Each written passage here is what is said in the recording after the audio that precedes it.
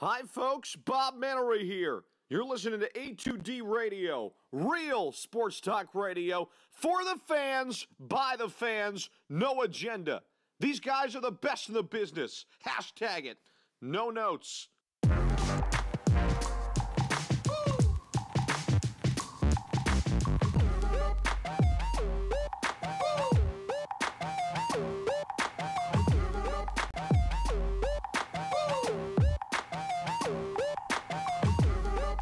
What's going on, fam? It's Tuesday night, which means Birds of a Feather is live here on A2DRadio.com.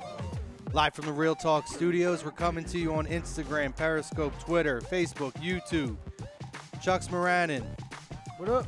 Chrome. What up? Over on the ones and twos, we have a celebrity step in today. Mr. Hey, Frank yo. Baspy. Mr. Frank Baspy, what's up, buddy? What's up, guys? Glad to be back. We're two in a row for me producing. 2 in a row. Yeah. We are brought to you by Gibson Mayer LLC. Our certified public accountants make them yours. GibsonMayer.com. Guys, it's tax season. This is the time you got to hit up Gibson Mayer, guys. Is it this is what we need. The government shutdown? GibsonMayer.com. I'm just saying. I don't know. I don't even know what's open and what's not. Just pick and choose and see what's open. But we're also brought to you by Specialized Physical Therapy. You can find them in Burlington, Princeton, Cherry Hill, New Jersey. Also find them on the web at specializedphysicaltherapy.com. Not only is the government shut down, but apparently my ability to think clearly and speak clearly is also shut down tonight. So my apologies for that. Our Scanzano Sports poll question, scanzanosports.com. What is your reaction to the article about Carson Wentz? All lies. Get rid of him. Keep Foles. Somewhat true, but exaggerated. We're very interested to hear the reaction from the fam regarding this interesting, is the way I would put it, or bullshit article that was put out there in the Philly Voice by Joseph Santoliquito. Santoliquito. Santa Clarita Diet. A very, very well-known Foles truther and from day one Carson hater. Yes. Even before he was even drafted, he was already hating on him. Yeah. Oh yeah. Yeah. It's Yep. this guy's a piece of work. I'll say that.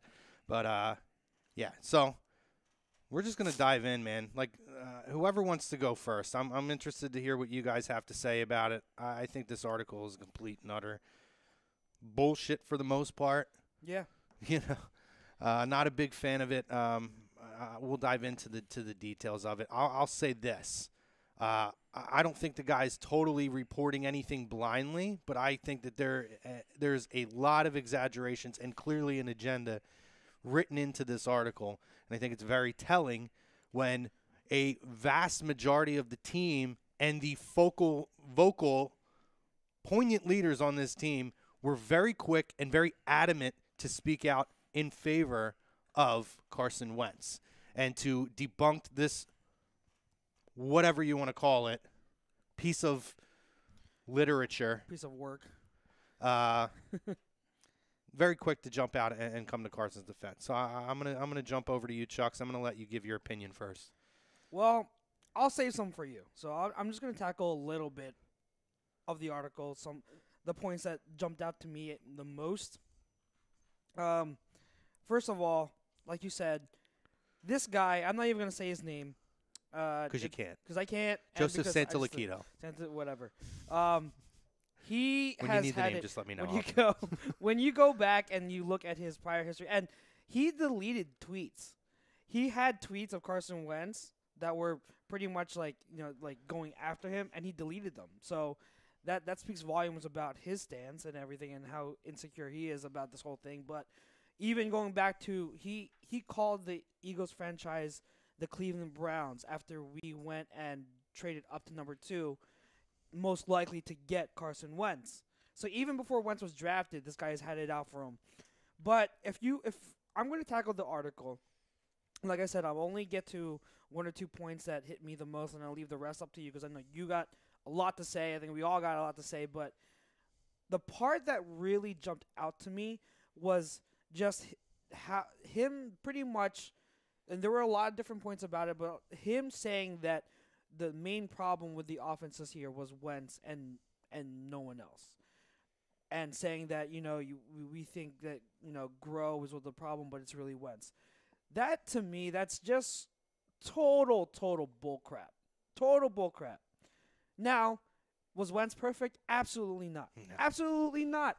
I've been on here several times during the season, and I criticized Wentz. I think the one time where I was really critical of him was after the Panthers game, where he missed Smallwood on that check down, which would have been a first down. Instead, he tried to force it into Alshon. I went after Wentz. I said, you can't do that.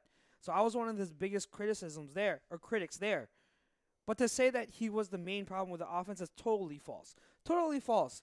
Let's start from the beginning where he talks about, Grow and how he's actually a great coach and Wentz is the issue.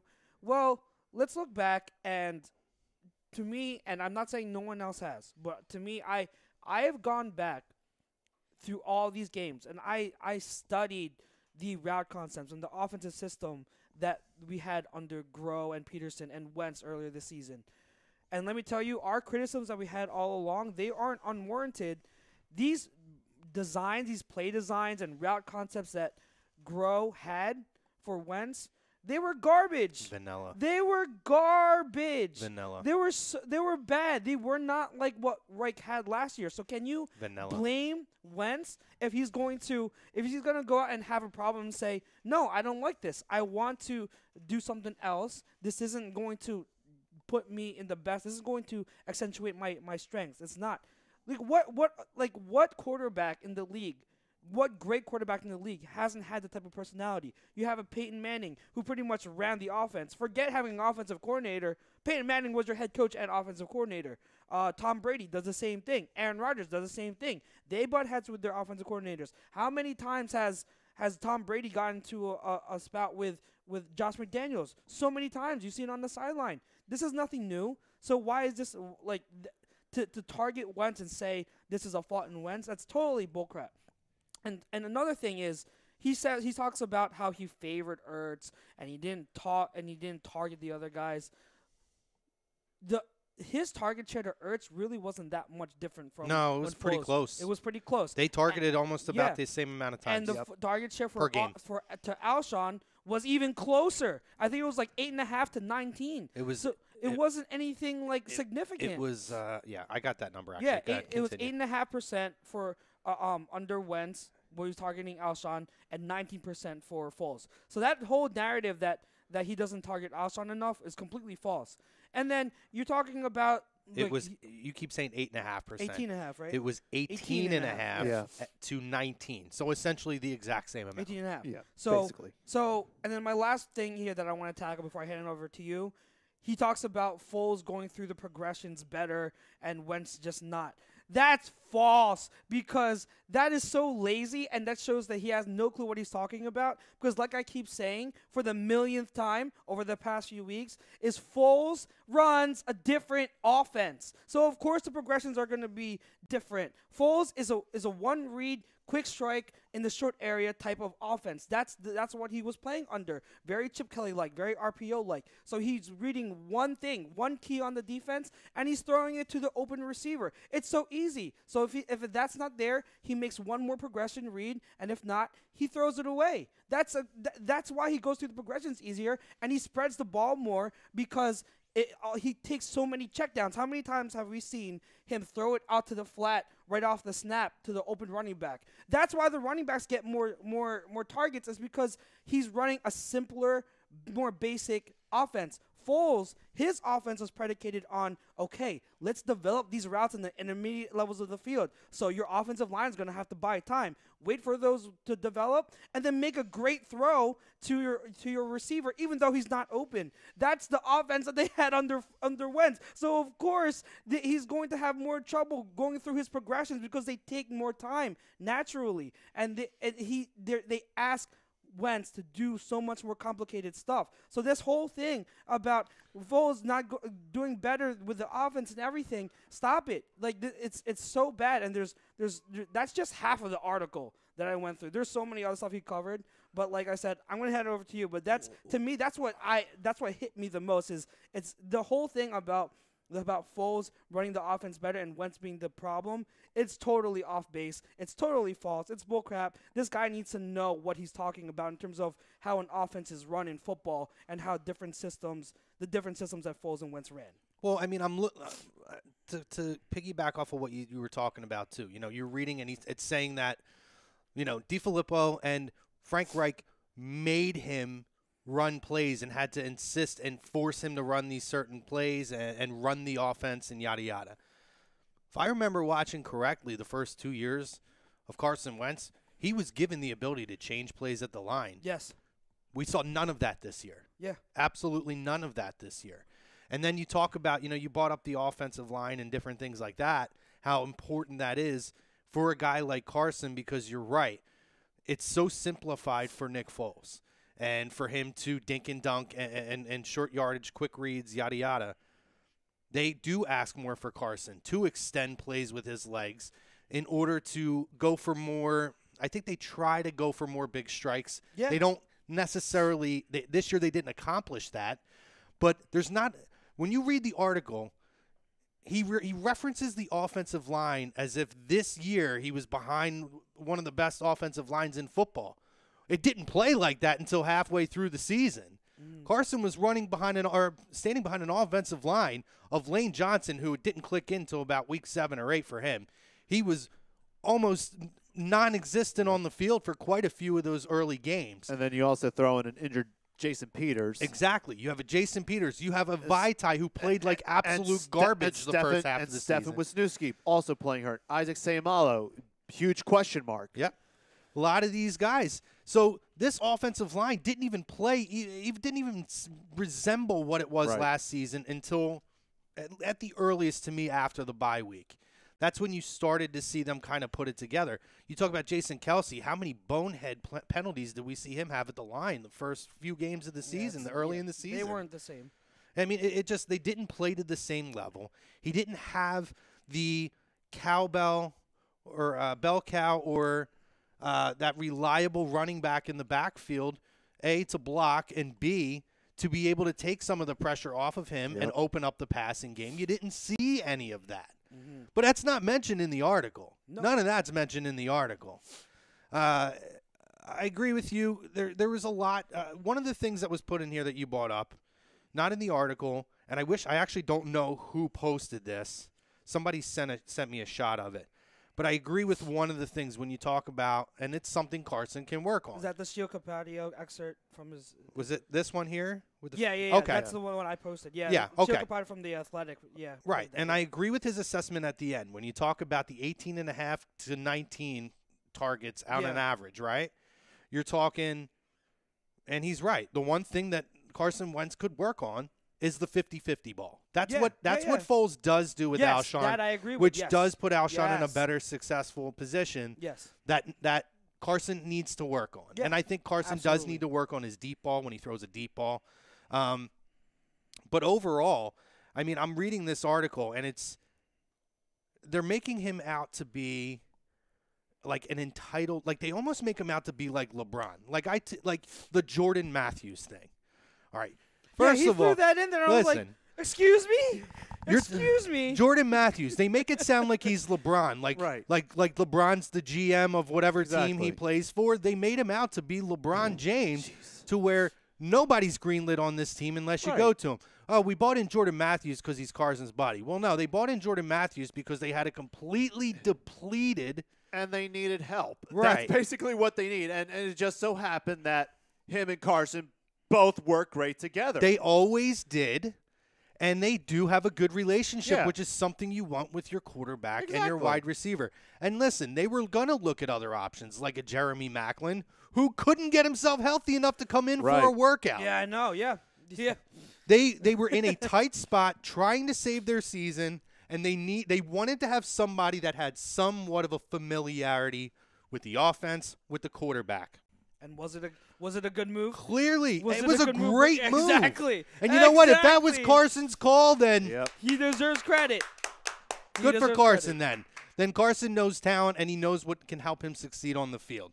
It was just that blew my mind. And why wouldn't you go to your franchise quarterback in that situation and say, hey, man, I know you guys played together before.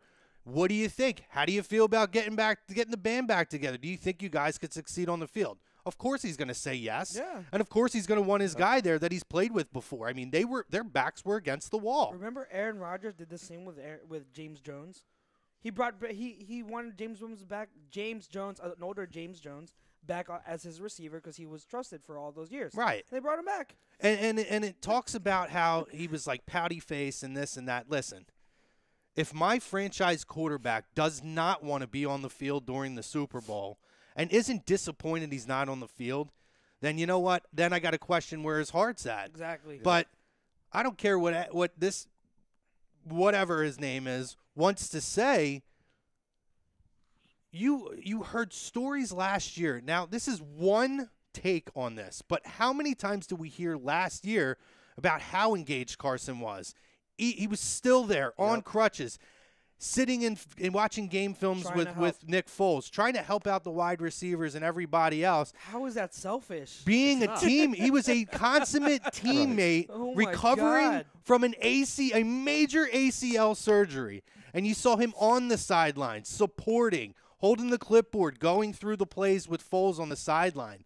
Like, come on, man. Yeah, how is that selfish? Like, it was just absurd to me. And Yeah. and you know, and you're talking about they're talking about like all these different moving parts and this and that. And again, they're making him out to be like he's summoned. I have never seen anything or heard anything until this very moment that Carson Wentz has ever acted like he's a superstar or that he's entitled to anything. He never gives off that vibe of, hey, look at me. I'm the face of your franchise. Please relish in my glory. He doesn't give off that vibe. Here's the thing. Like, all right, because the part you're talking about is when he talks about he acts like he's won 10 Super Bowls already, and you know he claims that the source says he's got to realize it's the Philadelphia Eagles, not the Philadelphia Carsons. Guys, this is Wentz. Not to say that he acts like he's entitled. But Wentz is a type A personality. They knew that when they drafted him. He's a guy who has a presence about him. He's a guy who comes in and takes control and wants to be the lead guy. That is why they drafted him. That was one of the biggest selling points. So why is it all of a sudden a detriment? Why is it all of a sudden like, oh, we don't want that. We don't want him coming in and commanding the offense and trying to lead. He's a leader. So as a leader, he's going to come in and he's going to act like he can do this, he can do that. Not in a pompous way, but in a way where it's like, I can do this. I'm going to take control. I'm going to lead you guys. And it was great last season. It's his job to instill confidence in the offense and in his teammates that he can be the guy to get them there. That's his job. That is how he's supposed to act. And if he's not acting like that, look, we talked about it. Tom Brady. You want to talk about guys who are quarterbacks that could be absolute jerks? That's Tom Brady. But that's what makes him so great is Tom Brady is such a competitor. Yeah. And that he does get fired up. And he doesn't just sit there and take it. So, to me, I'm reading the article, and it just seems like I'm not saying there's not a couple kernels of truth in there. There are. I believe that there could be some kernels of truth, but I believe that there could be, things that whoever these sources or source is could have misconstrued, maybe because of their own sour grapes. They're looking at things through a different lens. And I also believe that there could have been small kernels of things that were put out there, like, in reference to, it seems like, it seemed like for a while all he was looking at was Zach Ertz. Maybe somebody says something like that and it becomes, and then he blew it up. This is it. He only targets Zach Ertz and yada yada. Like, it just seemed very, very agenda-filled. Yes. To push what he's been trying to push since the day that Carson Wentz got drafted. Exactly. And, again, it's very telling to me when you have the Malcolm Jenkins, when you have Fletcher Cox, you have all these vocal leaders Wendell Smallwood came out and talked and defended him. I had heard because we had ran a couple names down that we thought these are some guys that have been been speculated could potentially be the guys. Wisniewski was one of them, but Wisniewski came out and tweeted. He came out and tweeted pretty adamantly to defend Carson. And I'll tell you what, if he is one of those guys, then he's an ultimate scumbag then because he's talking out of both sides of his mouth, which makes no sense to me that he would do that, to supply this information to somebody and then discredit the journalist immediately. So I think you could take his name off the board. I mean, you know, let's not a guy that we talked about that absolutely I could see being a bellyacher with this could be Corey Clement, who he hasn't said who anything, but maybe who he covered in high school as well. So he has a relationship with him. I mean, that would to me would probably be suspect number one. I wouldn't put it out of the realm of possibility that to kind of save his own ass, Groh could be somebody out there who could be dropping a few little crumbs to kind of change the narrative on how he's viewed. Because the beginning of the article really makes it seem like Groh was innocent. So I mean, maybe. I mean, and that's pure speculation on my end. Mm-hmm. But you know, as I'm reading it, I'm trying to wrap my head around who could be the guys that would. And then the story about, I guess they were in practice, and Doug asked him, "What is the meaning of being? What is the meaning of being held accountable?" And there was complete disinterest, and it seemed like nobody was interested and nobody was buying in. I don't buy that for a second. Not with the guys on this team and the personalities on this team. It doesn't seem like the Eagles. I don't see Jason Peters standing there and just letting everybody check out. I don't see Malcolm Jenkins being that guy. I don't see Fletcher Cox being that guy. I don't see Lane Johnson being that guy. Mm-hmm. So I would love to know who the source was. We'll probably never find out. And I would love to know what the actual conversation was. Yeah. But this is complete and utter propaganda, in my opinion. Yeah. Yep. This is a completely agenda-filled article for somebody who has an axe to grind on Carson Wentz, who wants to be one of the few guys who would be right from the beginning if he pushed his agenda. And to me, this is just a complete and utter nonsense. This is everything, in my opinion, that's wrong with media and reporting. And there's not the media is a wonderful thing, and it really is, but we always talk about no agendas here. We don't care. We'll call them out. If somebody deserves to be called out, we have our opinion. We're going to call them out. Doesn't matter. We're not worried about getting locker room access or any of that shit. We're worried about having a real conversation with people on here, with us and with the family. And to me, this is a complete and utter jumbling of words in a pile of shit. I think one or two things with this article, or maybe both. I think in the beginning of the article, he talks about more than half a dozen players. So let's say like it's 6 to 9 people that he talked about. There are how many people on a team? 53-man roster plus the practice squad players plus the coaching staff. He didn't say necessarily players. He said players and like personnel surrounding the team. So even that, which to me opens up maybe Groh could be one of those guys. Maybe Groh could be one. So you're talking about maybe only a handful of guys out of all that. So take that into account. Out of all that, he's talking about just a little bit over half a dozen people. And two, he talks about towards the end of the article, he says, to a person, the sources who spoke for this story stress that they want Carson Wentz to succeed. So he throws in a nugget that, like, okay, like these guys that are telling me all these things, they are, they want him to succeed and all of that. But that's only in one paragraph of the whole article. So clearly, it's about 3 or 4 lines. So clearly, the way the article is structured is 3/4 of it. The first 75% of the article is negative, and then one little paragraph toward the end is okay, but they want him to succeed. That's completely as someone who is pursuing writing, and because you guys know I write for the website, and I'm learning on the fly of how to be a good writer. That is clearly someone who is writing with an agenda. That is clearly someone who is swaying his article to one side because he wants the point of his article to be one way. It's not objective filled. So that's completely like it's so bad the two things that I do agree with on this article that I will say before we get to Facebook and YouTube is he talks about Wentz trying to do too much. After being injured and stuff. I agree He pushed with. it too much. He pushed too much. He tried to do too much, and he wasn't 100%. That's the other part. He wasn't completely healthy. He talked about how doctors said he was maybe around 80%. I believe that. He didn't have full confidence in his knee yet, and then he had that back injury, Right. and so he wasn't able to do all the things he was able to do before.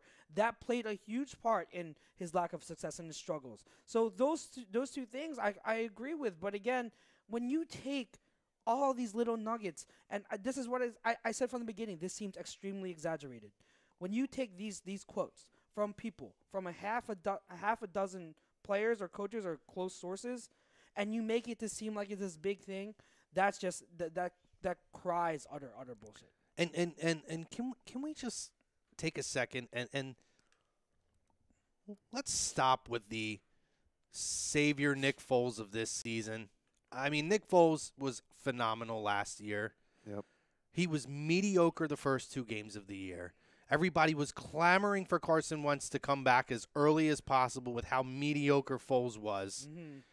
We won a very, very important game in L.A., but he made mistakes in that game. 0 touchdowns, 170 yards, 1 interception. So he didn't play a great game against the Texans either. No, Texans. That's the one game he played played. well. He played a good game. He didn't play a great game.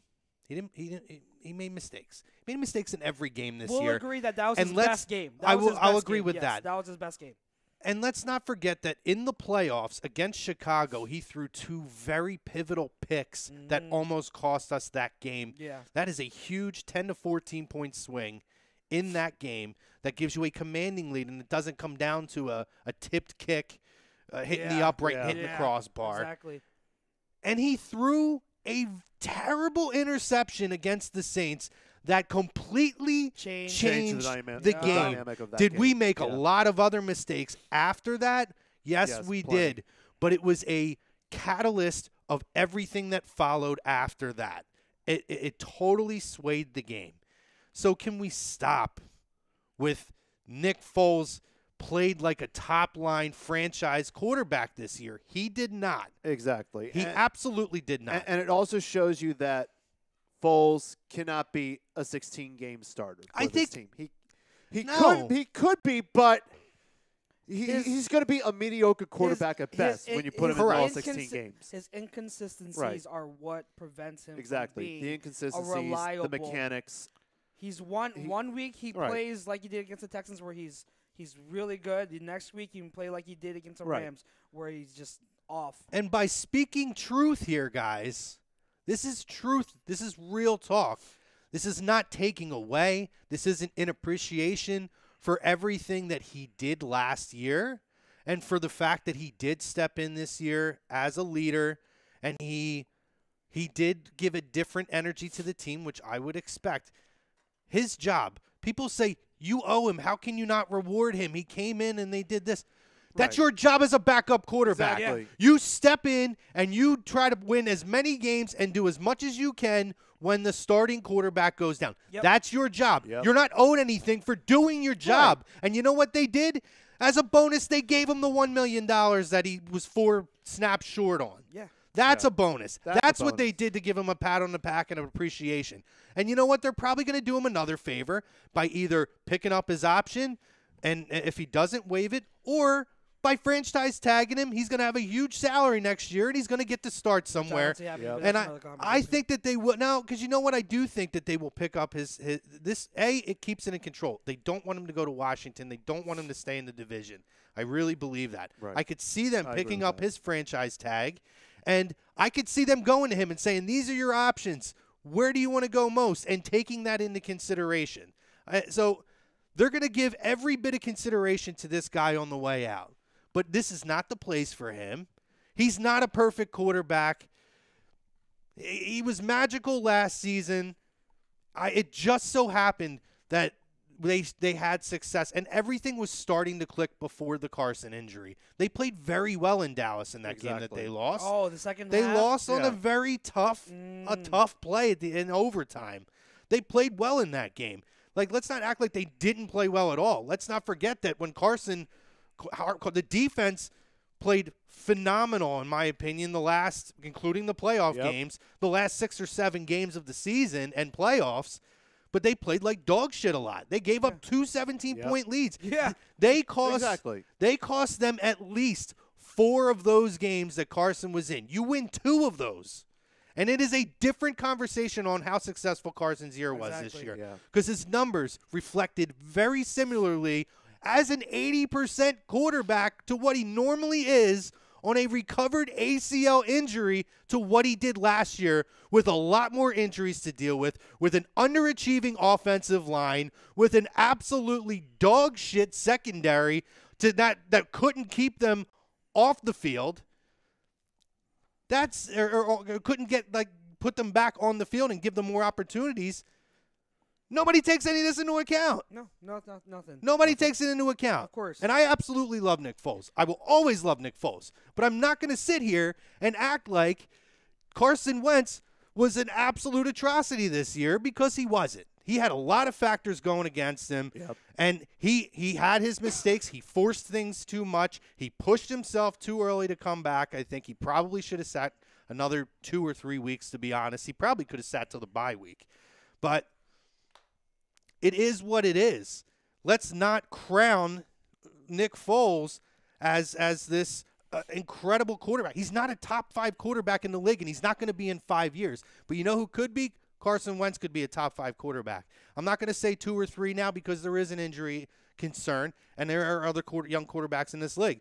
But if you have a top 5 quarterback in this league, you're set to go for championships then. So, as the Drew Breeses retire after next year, there's speculation that next year might be his last year. Yep. Yeah. Tom Brady, he might walk away after this year, or he may play another year or 2.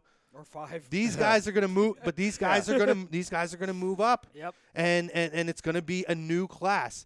Nick Foles has maybe, if he plays at his very best, wherever it is, if it was Philadelphia, if it was Miami, Jacksonville, Denver, Oakland, wherever the fuck he ends up at best, you're going to get 2 or 3 years of you need perfect football for him to succeed on your team.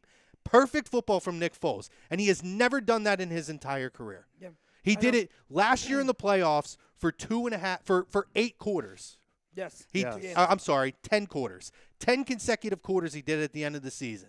In the Atlanta game, he had 2 great quarters, and then he had the phenomenal Minnesota game and the phenomenal game against New England. Yep. Other than that, there has been almost nothing of perfection from this guy in his career. Mm-hmm. There's no reason to believe that that's going to continue beyond. And there's nothing from this year that tells me that he should be playing over Carson Wentz. Do you want to win another year, or do you want to have a shot at getting 1 or 2 or 3 more over the next 10 years? Give me the next 10 years of high-level football. I want to have the guy who could be a top 2 to 5 quarterback in this league over the next 10 years. Amen. I don't have anything to add to that. Yeah. I've talked about I've said my piece when it comes to Foles. Right. I'm tired of it. I have nothing to add about that.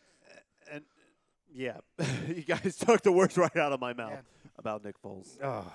It's ridiculous. We did go on for over half an hour. Nick Foles will be rewarded. He will be rewarded. I apologize, fam. We had a lot to get out of our systems on this, and I'm sure there's going to be more. You may have – I don't know if my thing's not updating. So I got all the comments Andy says, my dudes, what's good? Going to be a good one tonight. I hope it's been a good one so far, Andy. Appreciate it, brother.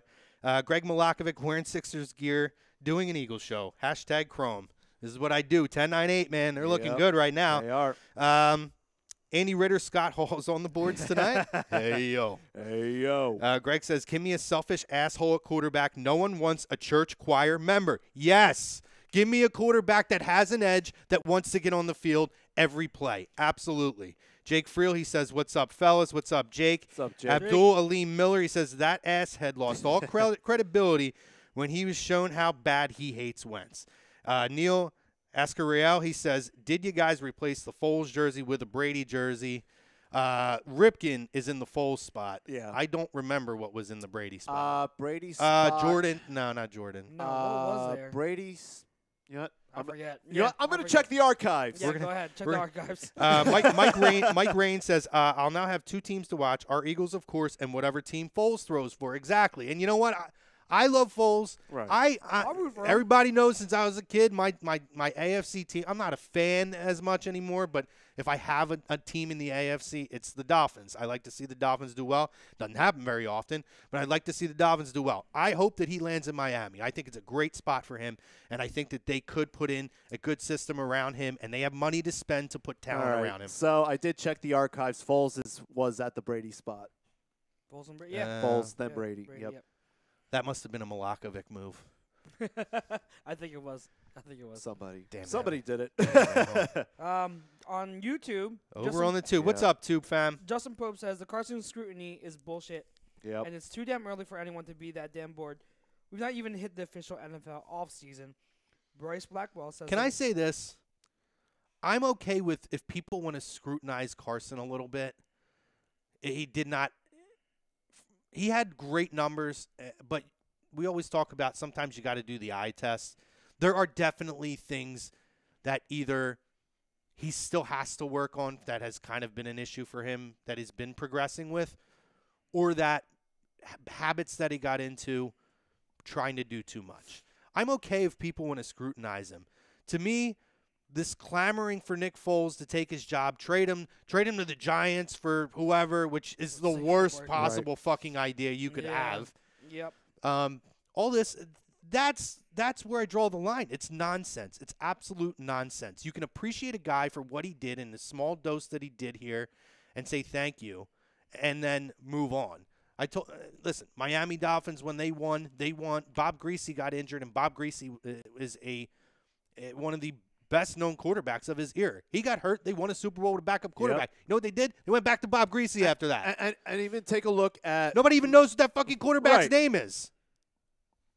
I'm trying to think who the quarterback was. But exactly. But you also take But you also take a look at the Giants as well. I bring up this comparison all the time, like with Phil Simms and Jeff Hostetler. Take a look what the Giants did after they won the Super Bowl. They went with Hostetler. They realized it didn't work, and they went back to Simms. There was no need for any quarterback controversy. They shipped Hostetler somewhere else, and they kept Simms for their future. Exactly. It's tantrum talk, in my opinion. It's toddler. It's toddler behavior, because now you know there was no question. They came out as soon as the season, and they did the best thing they could have did. Season ends. Carson is the guy. We're nipping it in the bud right now. Carson is going to be the guy going forward. Right. There's no question who the franchise quarterback is. We are moving forward with him. Nick Foles is going to end up in a situation that is going to benefit him. Thank you, Nick, for everything you did. Exactly. And you could tell that Foles knew it on the way out. Nick Foles would be the first person to tell you that Carson Wentz should be the quarterback of the Philadelphia Eagles going forward. And the fact that it's still a conversation it's asinine. is the most ridiculous. Like, it's over, guys. You know who the quarterback is. Right. So it's They time won't to let it go. get over it. If you're an Eagles fan, now you know. You could be disappointed. That's fine. Right. But it's time to get over it. It's time to stop shitting on everything. Exactly. Now you got the quarterback. This is your quarterback moving forward. You get behind him and you keep it going. Yep. And you wish Foles good luck. Now, we're still talking about this when we have things that we're going to be talking about later. Lots of off-season needs that we're going to need. That's what we should be having a conversation about. You know what you don't need to worry about? Who your quarterback is, because they already told you. That off-season need or that off-season question mark has already been answered. I want to come out because if we're going to be on the topic. First of all, I've come to the point. I've been at the point. If you really think that Foles is a better quarterback than Carson, anyone out there, and think that Foles should be the starter over Carson and the franchise quarterback, I've come to the conclusion that you are not on the same level of football knowledge as the rest of us, and you are not worth my time anymore. And that is why I just ignore people. On social media, I don't get into it anymore. I don't. Thank you. I just ignore them. I let them be because I'm not going to waste my time anymore with idiocy. It's a waste of time. I'm so much happier just ignoring people. Mike now. Rain says, no need for all this Foles Wentz shit. Just be happy for them both. We knew this was going to happen the second that Foles came in. Well, here's the thing. No, some people didn't. I wanted Right. to make I said this was gonna happen. I said weeks ago. No. What I'm saying is I said weeks ago, no matter what happens this season for the Eagles, even if they won a Super Bowl, with Nick Foles at the helm, there is no way they're trading or getting rid of Wentz and straying from the plan of Wentz being the future. Ryan, There were people that wanted to say no. If the Eagles win the Super Bowl under Foles, things are going to change. They're going to reevaluate. No. Hell no. That's bullshit. I don't. And I called it out from the. That is so Well, no, asinine to think so. I don't remember if it was after the Dallas game or it might have been the game after. I think it was after the Dallas game because we knew that Foles was going to be coming in when the decision was made. And I think Ryan asked us on this show, hypothetically, if the Eagles make a run and make it to the Super Bowl, and I don't even think we let him finish the question. We said Carson Wentz is your quarterback next year, and he said, oh, well, I guess that answers that then. Yeah. Because there was never a doubt. Never a doubt. Thank you so much for what you did. Thank you for doing your job, which is being the backup quarterback and stepping in when you need to. And thank you for bringing us championships. I wish you luck in the future. Like, how can we reward the guy anymore? He got his $1 million. He has a fucking statue outside of the stadium. He has a fucking statue outside of the stadium. I don't know why this concept is so hard.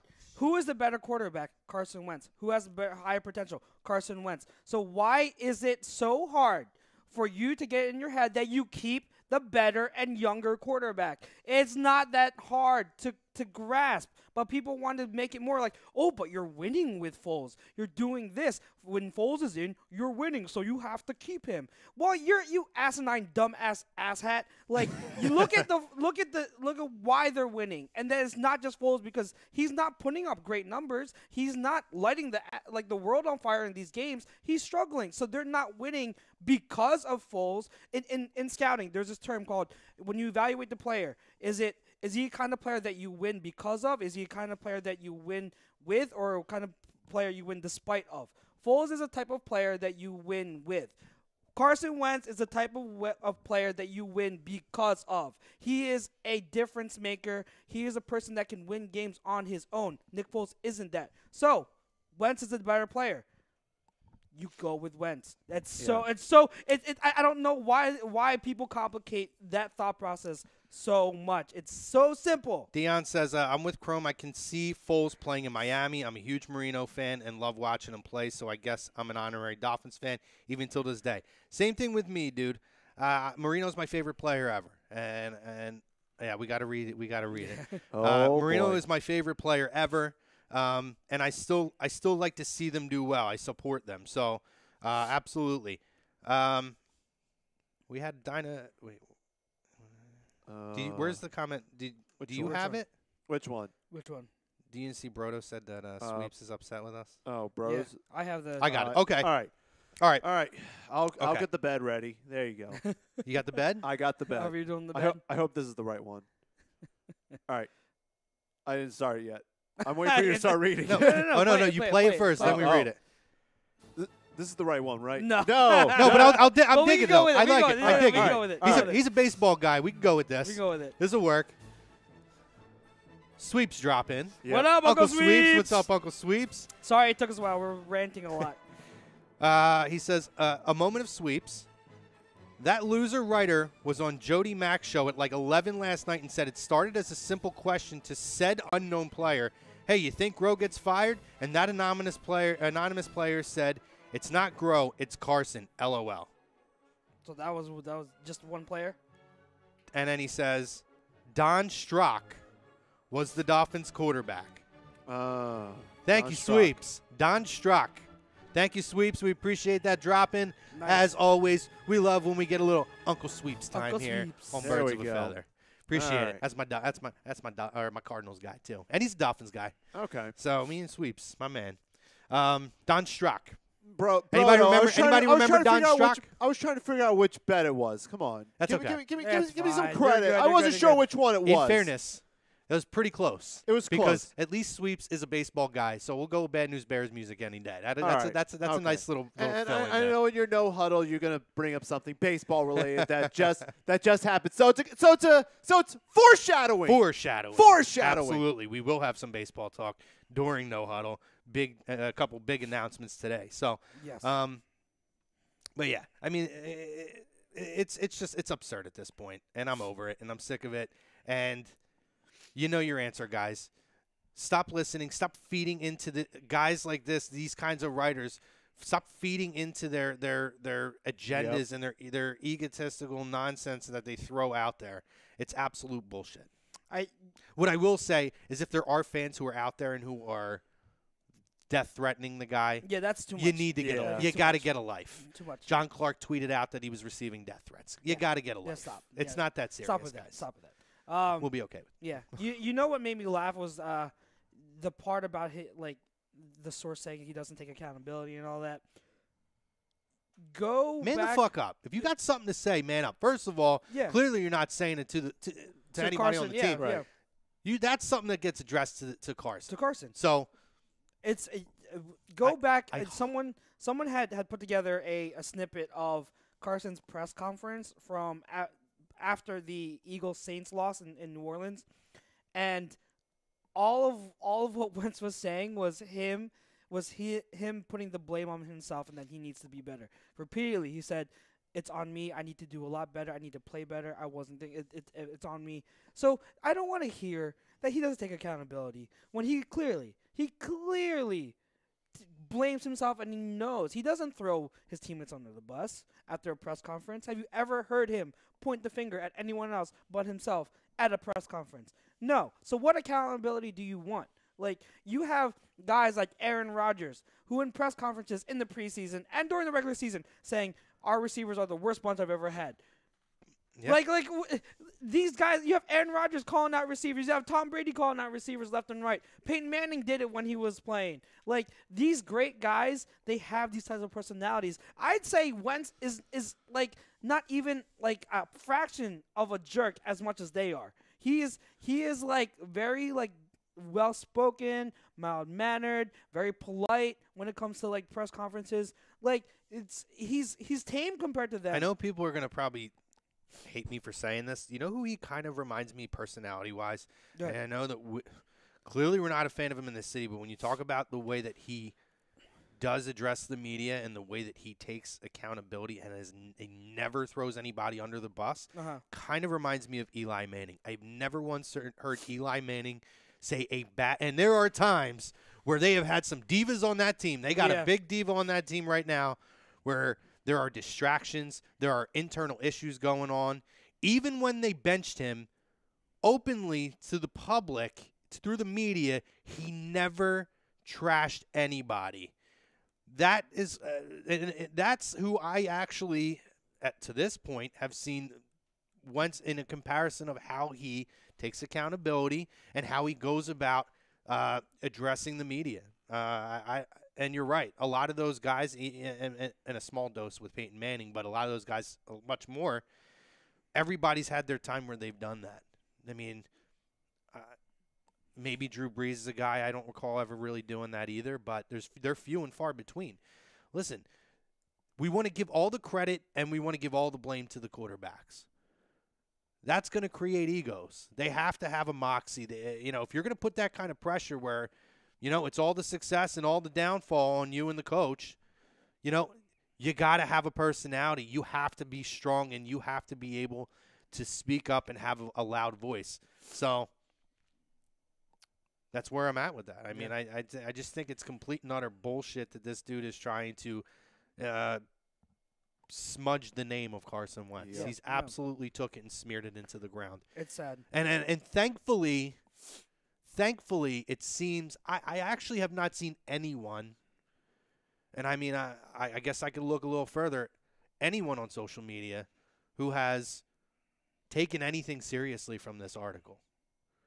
I don't know if you guys recall any tweets or anything. I haven't seen anything aside from people who were trolls who vocally know they're being trolls but really don't believe it. Oh, I don't know. That kind of stuff, but I haven't maybe really one Mr. Skip Bayless saying. Well, I mean, that's Skip. But it's Skip Bayless. I take him out. There are a couple guys on the A2D group that believe it. Well, do you want to name drop them? Yeah, you want me to? Do you want to? Mr. Kyle Meager and Andrew Bailey. I'll Andrew Bailey is someone who is. I made a couple of posts after the Eagles lost. Had nothing to do with Carson Wentz. Absolutely nothing to do with Carson Wentz. I was talking about how I was proud of the Eagles and I'm excited for next season and, congrats to the Saints. What I usually do after each game, I do like a little recap of how I feel, reaction. He continuously takes shots at Carson Wentz. Yeah, but but no, listen. but I've here's had the difference. I've had it. I've had Right. it with No, it. no. But here's the difference between you and me. Kyle has his time on here to speak his piece, and I respect that. I'm not gonna run Kyle down. We know, and ultimately, I do believe that Kyle, he'll get over it, and he wants to see this team succeed. That's his guy. He's gonna back his guy no matter what, whether he believes what he says or he doesn't. That's his thing. I'll never knock Kyle for that. Guys like that, I'm not even gonna say his name. I've been in posts with that dude. He doesn't even deserve the time of day on my show. Okay. So I'm not even gonna acknowledge it because. There's a difference between people who want to have a conversation, an argument, or even an argument, but bring something to the table. And there's guys who he's the epitome of what this writer is here. I literally got into a conversation. Other people jumped in, including guys like Matt Curley, who we all love our resident troll, a guy like Matt Curley. And I might have been Spellman, too. Somebody who that person – tried to twist my words and then repeatedly kept just twisting words. And then I made my points. Everybody else saw I made my points. And I kind of told them, you're wasting my time. I'm not wasting my time on social media with it. I'm not wasting my time on our show here. I just don't give it the time of day. That's why you can name drop all you want at another time. I don't give those people the time of day. This is my time. Yep. This is your time. This is time for the fam that wants to have a reasonable conversation or a meaningful conversation or a sensible conversation. I don't have time for nonsense. I ain't got time for bullshit. I ain't got time for trolling. Unless it's Curly, because I like his trolls. He makes me laugh. I love Curly. So that's where I'm at with that, which is why I'm just going to cut it off there. We could continue to talk about this before we get to the second half. I would like to we have about 8 minutes left. I'd like to take the time just to kind of touch on the championship Sunday here in the first half before we get into the second half and talk rankings of our offseason needs. So pretty exciting, more than pretty. It was a really exciting championship Sunday. It was a great championship First Sunday. time that both games have ever gone to overtime. Very exciting games. Clearly controversial. We can touch on that first. When you talk about that Saints-Rams game, it's an interesting conversation to have because, the conversation is clearly they were screwed. They got absolutely screwed by an absolutely terrible officiating non-call, which is a major issue. And I believe the narrative that I've heard a lot of people put out there that it's almost like these refs just call whatever and rely too much on instant replay to the point now where it's almost like even plays that instant replay doesn't come in, they're just so nonchalant and they miss a lot of things. That was as clear of a pass interference as I can recall ever seeing horribly ever. And they absolutely blew the call, which would have put the Saints in a position to close that game out with no time left on the clock. Now, they didn't get it done in overtime. We understand that. That's tough. But to me, and that's the argument, well, they had other opportunities. They couldn't get it done, yada, yada, yada. They also had if we're going to call it out, that penalty out, we have to be fair too. They had their fair share of breaks. Most notably, on the drive before that missed pass interference call, there was a missed face mask on Jared Goff, which would have put the Rams at 1st and goal, which would have given 3 tries at a touchdown. Instead, they ended up kicking a field goal. So let's not act like that. I'm not saying that the PI call wasn't blatant. That was horrible, absolutely horrible. That was one of the worst missed calls I've ever seen as a football fan. But at the same time, it's not like they didn't catch a break on the previous drive. No, they definitely did. Right. And so I don't want to hear. And I'm not saying this is what you're saying, but I don't want to keep hearing that Saints fans got royally screwed and they deserve a rematch. You don't deserve a rematch. Because at the same time, if you want to call that out, you have to call that face mask on Goff. No, you want to say that they should have had pass interference. It should have been their ball. Should have been able to run the clock out, kick the field goal. Sure, you can say that, but nothing is automatic. What happened with Tony Romo in the wild card game back in 2006, 2007? He botched the hold on the field goal attempt. Nothing is automatic, especially in the playoffs. So Cody Parkey missed the kick. Cody Parkey missed a kick. So the Rams being at first and goal at the 1 with a chance to take a 24-20 lead, that and 3 tries, that probability is high too. So you can't say, you have to be fair on both sides. Right. Did the Saints get screwed? Yes, but also it's not like they got no breaks at all. They did get a break on the previous drive, and to be fair, that face mask penalty to me was also one of the missed calls that could have changed the game. Right. My thing with something like a face mask is, they say all the time, there's holding on every play. There's always face masks that get missed. I'm not saying it shouldn't have been called.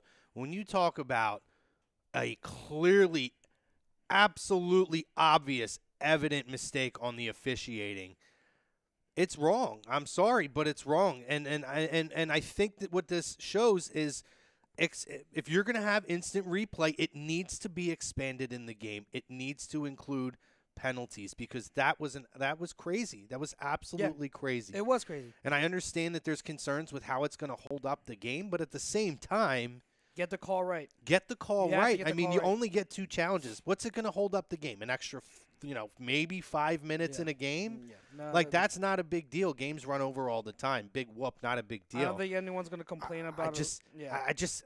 That was really bad. To me, that's not one of those ones that can be missed. And that's where the concern. But, I digress. Moving over to the AFC. And I know there's no replays. The game is what it is. The official's call is what it is. You can't go back and you can't replay it. I did enjoy I got a chuckle out of the petition that's out there, though. Yeah, that's that to absolutely replay ridiculous. the game. Yeah. That AFC Championship game tore my heart out. Oh, man. Andy called G Ford, why? Listen, but Andy called a great game for the most part. Andy, for once, did his job in a conference championship game. And I hate the overtime rule so much. Yeah. I feel like regardless of a touchdown, both teams should be able to have a possession. The only way I think it should end automatically is if there is a defensive touchdown. Yeah. Aside from a defensive touchdown, both teams should get the ball and have an opportunity to play, because, essentially, I know the defense has to make a stop, but damn, like that, you don't even get a chance. You just sit there and kind of watch it happen. Exactly. And If the defense gets scored a touchdown on twice, then they lose the game. But at least give them my point is, you should be able to stop them. But sometimes you need to get that second opportunity. Right. You know what I mean? Like, you need to at least give the teams one possession. The offense one possession each. At least. You have to give them at least one possession each. And so I think that's a fair compromise where it's going halfway between what the NFL is saying the overtime should be and what we want as fans as hey, we want equal. To me, I want the college overtime rules, but for the ball to start at the 50 every time. Overtime, you never even got to see Carson Wentz go out and answer Dak Prescott and the Cowboys. So in this game, you have a great bout again against Tom Brady and Patrick Mahomes, the greatest of all time against possibly the next great quarterback of the next generation. You don't get to see Patrick Mahomes. There was another game that went to overtime involving Aaron Rodgers. I could be wrong. I think it was Packers-Patriots again. Mm-hmm. Went to overtime. Yeah. Patriots marched down the field, scored a touchdown. You never got to see Aaron Rodgers on the field.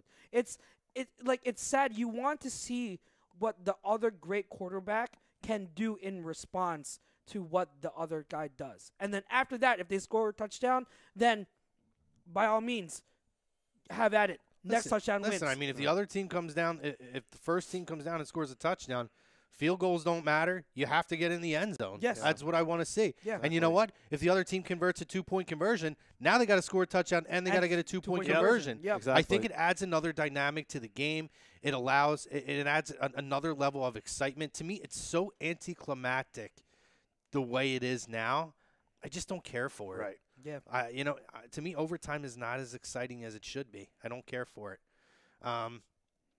But, yeah, great first half of the show, guys. If you joined us on Instagram, on Periscope, on Twitter, on Facebook, we appreciate it. click the link. We've shared the link for the YouTube, which we are going to move to exclusively, and on the website. Please join us. We'll continue to have this conversation. If we want to keep talking about this bullshit article, we could do that. We could continue to talk conference championship games if you guys want to dive into that. This is like my worst nightmare of a Super Bowl. Only way it would be worse is if it was the Cowboys. I'm not going to lie to you. But, yeah, hop over and join us. First half sponsors, Gibson Mayer LLC, our certified public accountants. Make them yours, GibsonMayer.com. Specialized physical therapy. Find them in Burlington, Cherry Hill, Princeton, New Jersey. SpecializedPhysicalTherapy.com. Of course, our Scanzana Sports Poll question. We'll continue to talk on the other side. Off-season needs, no huddle. We'll see you in a few.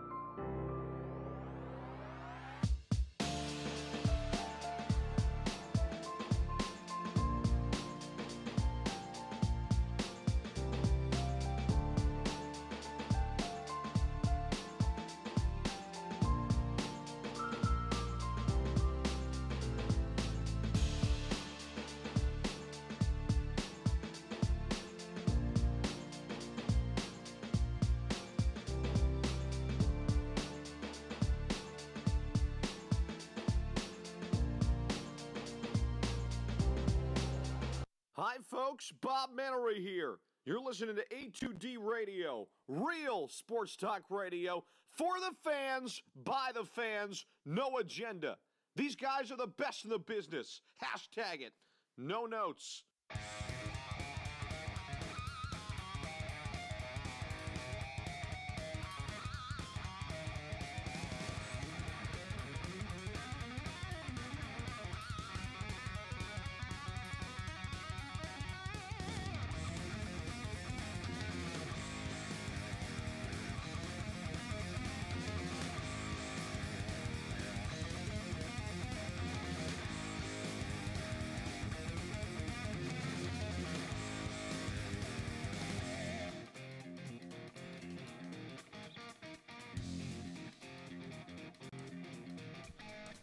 Sorry. I don't know if it's inside the house, but somehow I'm Yeah. connecting to a television right now. Cool. I accidentally hit a button on my phone in YouTube, boy. and it said connecting to Samsung. So I don't know where the Samsung is. Oh boy. Probably like Greg's or I don't know, but probably is Greg's. or Lena's. Or Lena Lena's. unfortunately got stuck watching us there. I disconnected. I disconnected. Just be glad it's the show and not anything else. What? Welcome back to Birds of a Feather, live on A2DRadio.com, live on somebody's Samsung television as we speak. Brought to you by Gibson Mayer LLC, our certified public accountants. Make them yours. GibsonMayer.com. Specialized Physical Therapy. Find them in Burlington, Cherry Hill, Princeton, New Jersey. On the web at SpecializedPhysicalTherapy.com. Scanzano Sports Poll question. I don't even need to read the options. What's your reaction to the bullshit Carson Wentz article that came out on Philly Voice from Joseph Santoliquito? Taquitos. Santoliquito. Save me some taquitos, whatever his name is. He's a jabroni. He is a jabroni. But yeah, we are on YouTube and on the website exclusively now. So hopefully you guys stuck with us. We appreciate if you did. If you made the jump, we appreciate you guys making the jump. Live from the Real Talk Studios. Chrome, Chucks, over here, our guest producer on the ones and twos, Mr. Frank Vespi. Hey, yo. Hey, yo. Chico. Gonna do a little survey. Survey time, man. Survey says one more for the good guys. Yeah, so, first half of the show, we talked a lot about the Carson Wentz thing. We talked Championship Sunday a little bit there to round out that first half of the show. And we can continue to talk about that with the fans if that's what they wish to talk about. But what we'd like to get into is kind of where we see now I'm swiping. I don't know what the hell. I'm having some major issues on YouTube today. It's me. It's not. It's telling me to swipe. It's not me. It's you. It's me. Yeah, it's not you. It's me. Okay, guys. Sorry about that. You're a good person, and I'm not. But yeah, so we're off the rails. It's all because I connected to somebody's Samsung. It might be the next door neighbor. Would that be some crazy shit? Oh God. Networking. Oh, good Lord. Yeah, I'm just trying to expand the brand, guys. Trying to bring us into some home televisions. Yes. But off-season rankings, kind of where we see the Eagles going, whether it's free agency, whether it is spots or positions to target for the draft. One thing I wanted to piggyback on just real quick, because it kind of does fit here for ranking off-season needs. I think we talked last week. We had tossed a few names around. I'm sold that Golden Tate is probably going to come back. I feel like they are more likely to move Aguilar and bring Tate back. I don't know why. It's just a hunch. It's a gut feeling that I have. But it's interesting because Nelson was mentioned in that article. And I think me and Chucks talked earlier. We just talked about it, too, during the break. Nelson had a career year under Carson. And there was a regression. Not a regression to the point of what he was like before. There was no progression. Let's say that. I don't want to say it was like a total regression. He didn't have the same kind of year. He didn't have a bad year. It was kind of mediocre. He had times in the season where he disappeared. But I find it interesting because his name has been one that's been kind of floated out there as, could he possibly be one of those guys who is one of the sources? I will tell you right now, he will cash his ticket out of this city if he ends up being one of those guys and that comes out. There's no question with that. I don't think it's him, but I don't think it is either. But that would solidify to me that you got a better chance of them trying to bring Golden Tate back and move Nelson. I think that's pretty obvious. But, all right, let's get into offseason rankings. Offseason rankings, for me, offensive line is going to be so pivotal, considering that, there is still the question marks of is Jason Kelce going to come back? I'm reading a lot that it looks like Peters may come back for the final year of his deal. Really? And I don't know. Now, if they cut him, it's an $8 million. It saves $8 million on the cap. What's his dead cap hit? Let me say this. It's speculation that he's that people believe he's going to come back, or is a likely possibility that he will be back for one final year. Wouldn't surprise me. I don't think they would cut him. I think it's like a $17 million cap hit. They save 8 if they cut him. I think that's what I read earlier. I'll take a look at that I'm right looking now. into it right now on Spot Track. But me too. But knowing that Samesies. knowing that there's the question marks with him, that obviously Brandon Brooks out. My man's got his caffeine. Yeah, you're right. It's if they keep him, if they keep him as $10 million cap hit. Oh, it's okay. So it's only 10. I don't know why I had 10. 17 in my head. If they release him, it's only 2. It's $2 million in dead 2.6 money, right? Dead Right. cap, yeah. So that's not bad That's not actually. For that contract, that's not bad. Wouldn't shock me though if they do bring him back and let him play out the final year of that deal. It wouldn't shock me, but like a lot of people Right. don't want to see him back. But I think a lot of it is going to be contingent on some of the other moves that they make to save cap money. That'll be really interesting to see how that plays out. But availability is going offensive to be line a big is, thing. is a Definitely. It's going to be a big thing because they're going to talk to him. They're going to have a meeting with him. And they're going to be like, availability was huge. Like, how can we be sure? How are we going to pay you $10 million when we're not even sure you're going to be on the field? Now, here's the thing. If we're going off with offseason needs and ranking them, number 1 for me is offensive tackle. I don't know if that's what you were leading off with, and you think that's number 1. I think with the question marks that now we have, I do believe that has become the biggest need. Also, because we did have a few guys emerge in the secondary that are going to compete for spots that I think 6 or 7 weeks ago we would have never foreseen. I think that it's a little less of a panic button type of a move that we have to go out and primarily focus on defensive back. Yeah. So for me, it's and I think they'll bring Darby back on a very low. Yeah. That's possible. I think that Darby will come back on a 1-year, very low deal because do we have an expectation of when he may be back? He's going to miss the start of the season. Well, when did he get hurt? That was like middle of the year. I don't know exactly what right. week, but Darby went down. it's gonna be tough. But offensive tackle is going to be to me like the number 1 need. And what happens with Jason Peters?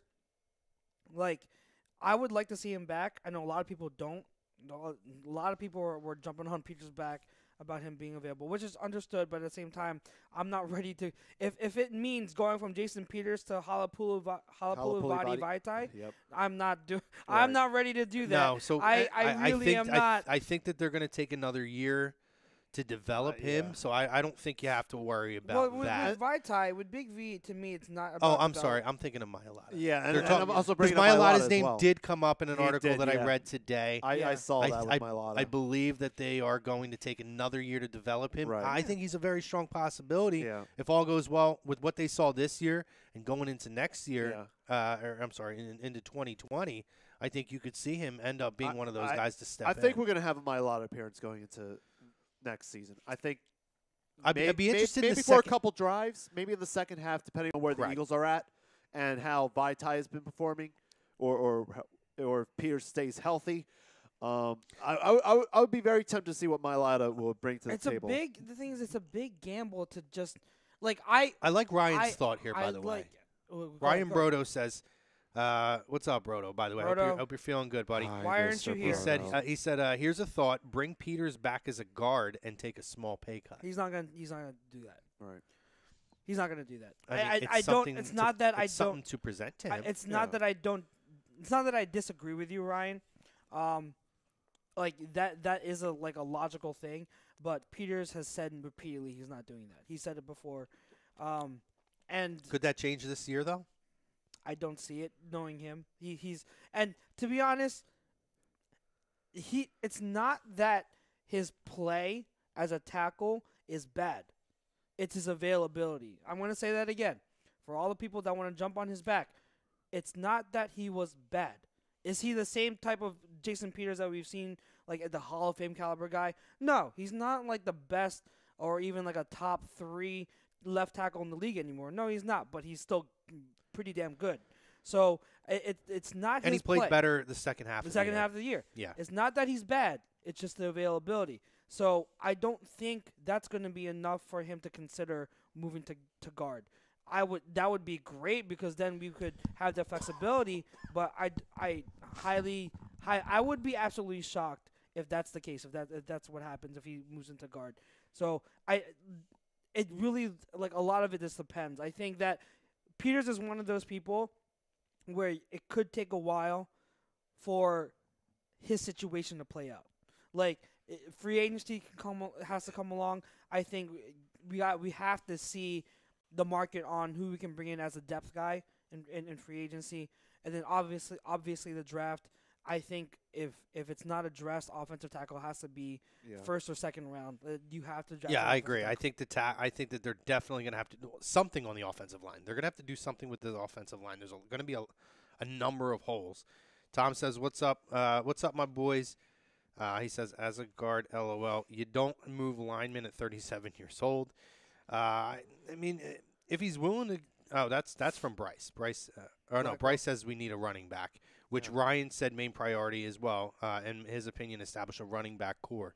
There's definitely a lot of holes there. I'm sticking to my guns. I think Ajayi ends up back on a $2 or $3 million 1-year deal, show me deal, maybe incentive based to give him something to work towards and increase that salary or maybe a signing bonus of some sort. I think that the line is priority 1. I think running back is priority 2. I think Studfeld is going to be your backup quarterback next year. I think he's ready for his backup. Yeah, listen, I felt a lot more confident in the small doses that we saw this year than I did. I think he has progressed. Yes. I think he's gone leaps and bounds from 2 years ago and from last year into this season. Absolutely. I feel like he's played pretty well. In the small doses and opportunities he's gotten. So I'm going to be for me, it's offensive line. I don't think there's a question I'm going offensive line in the first round. And I think they could find a running back in day 1 or round 1 or round 2 or round 3 and find a bell cow back. You can. For sure. Yeah, I mean, like almost every draft you can. So day 2, I've said it. Day 2 is like the golden mine. It's my favorite day of the draft. You can find stud running backs on day 2. In terms of second need after offensive tackle, I'm gonna go somewhere along the defensive line. Yes, the running back person fanatic that I am. I'm not going running back yet. I'm going defensive line. Whether you draft an edge guy or an interior guy, I think that having Michael Bennett offers that flexibility. Because if you draft an edge guy, you can move Michael Bennett inside. You have Derek Barnett returning. You have another second year of Josh Sweat. You have some options there. And of course, Michael Bennett, he can move outside if you need him to. Are you changing your position on C.J. Anderson? Because Gongo says, I want C.J. Anderson. He's not going to cost much, and he's a viable option. No, I don't hate C.J. Anderson. Right. Let me put it this way. You are seeing a C.J. Anderson play well, not the last game, but before that, because he's fresh. You get C.J. Anderson. He is definitely the freshest. I think he said it himself. He's the freshest running back right now in the league. Because he hasn't played all season. So that's why you're seeing him run the way he has. The C.J. Anderson that I've seen over the past several years when he's been a starter in Denver, he wears down the more the season goes on. Right. He's very inconsistent, and to me, he's not the type of guy you want as your lead back, or as some people like to say, as 1A, because we don't need a 25 carry running back. We need a 15 carry running back who can take the load, but then have spread out the rest of the 10-ish carries to the other running backs. You need so that's your committee. To me, that's a perfect situation. You have a committee of 2 or 3 guys, one guy taking 15-ish carries, a few catches, and the rest divvying up the rest of the guys divvying up the rest of the touches. C.J. Anderson is someone I do not want as my 1A. Again, I like how his running style is. He's very low to the ground. He's a bowling ball because he's heavy and he's fat, but he's not.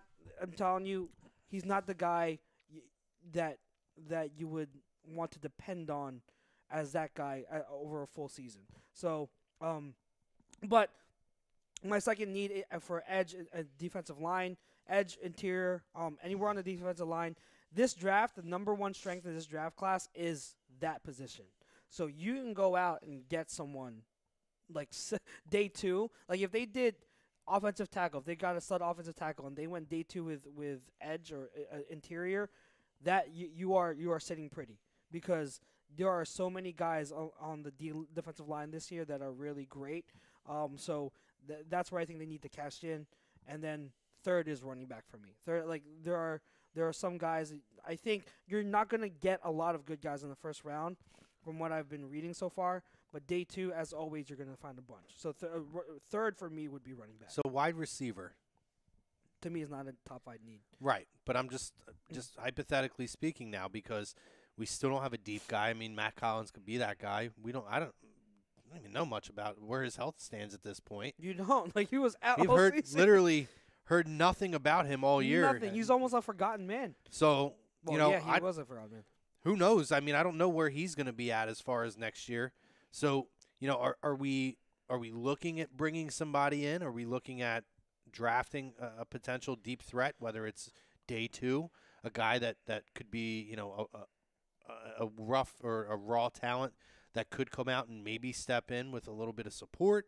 Or are you looking at going in, and I know you hate the name, but like a Deshaun Jackson? Are you looking at bringing a Mike Wallace back? Is Torrey Smith a free agent now, I think? Yeah, I think there's only one. Are you looking at bringing, if he wants to play, are you looking at maybe bringing him back in?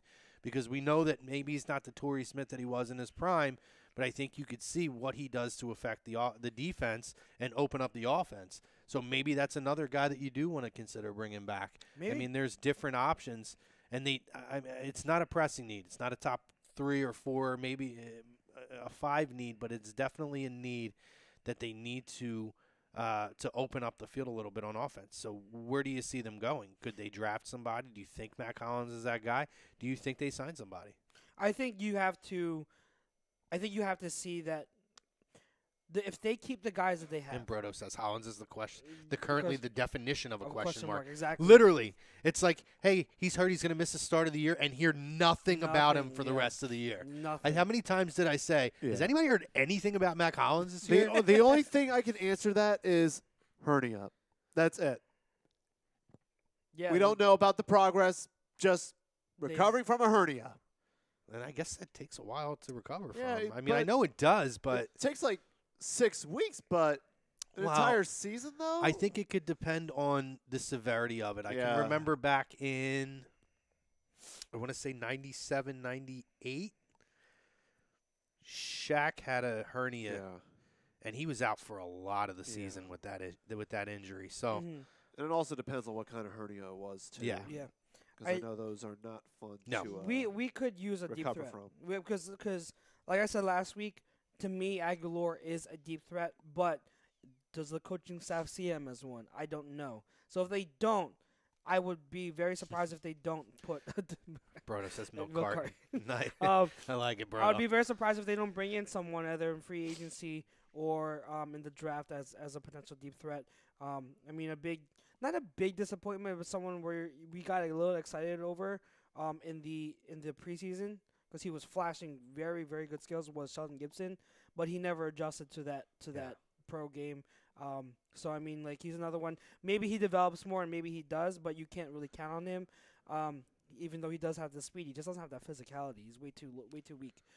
So I could definitely see some. If they're going to address anything on the wide receiver position, it's going to be a deep threat. Now, so let me ask about linebacker, because I think it's fair to say Jordan Hicks could be gone. He could be.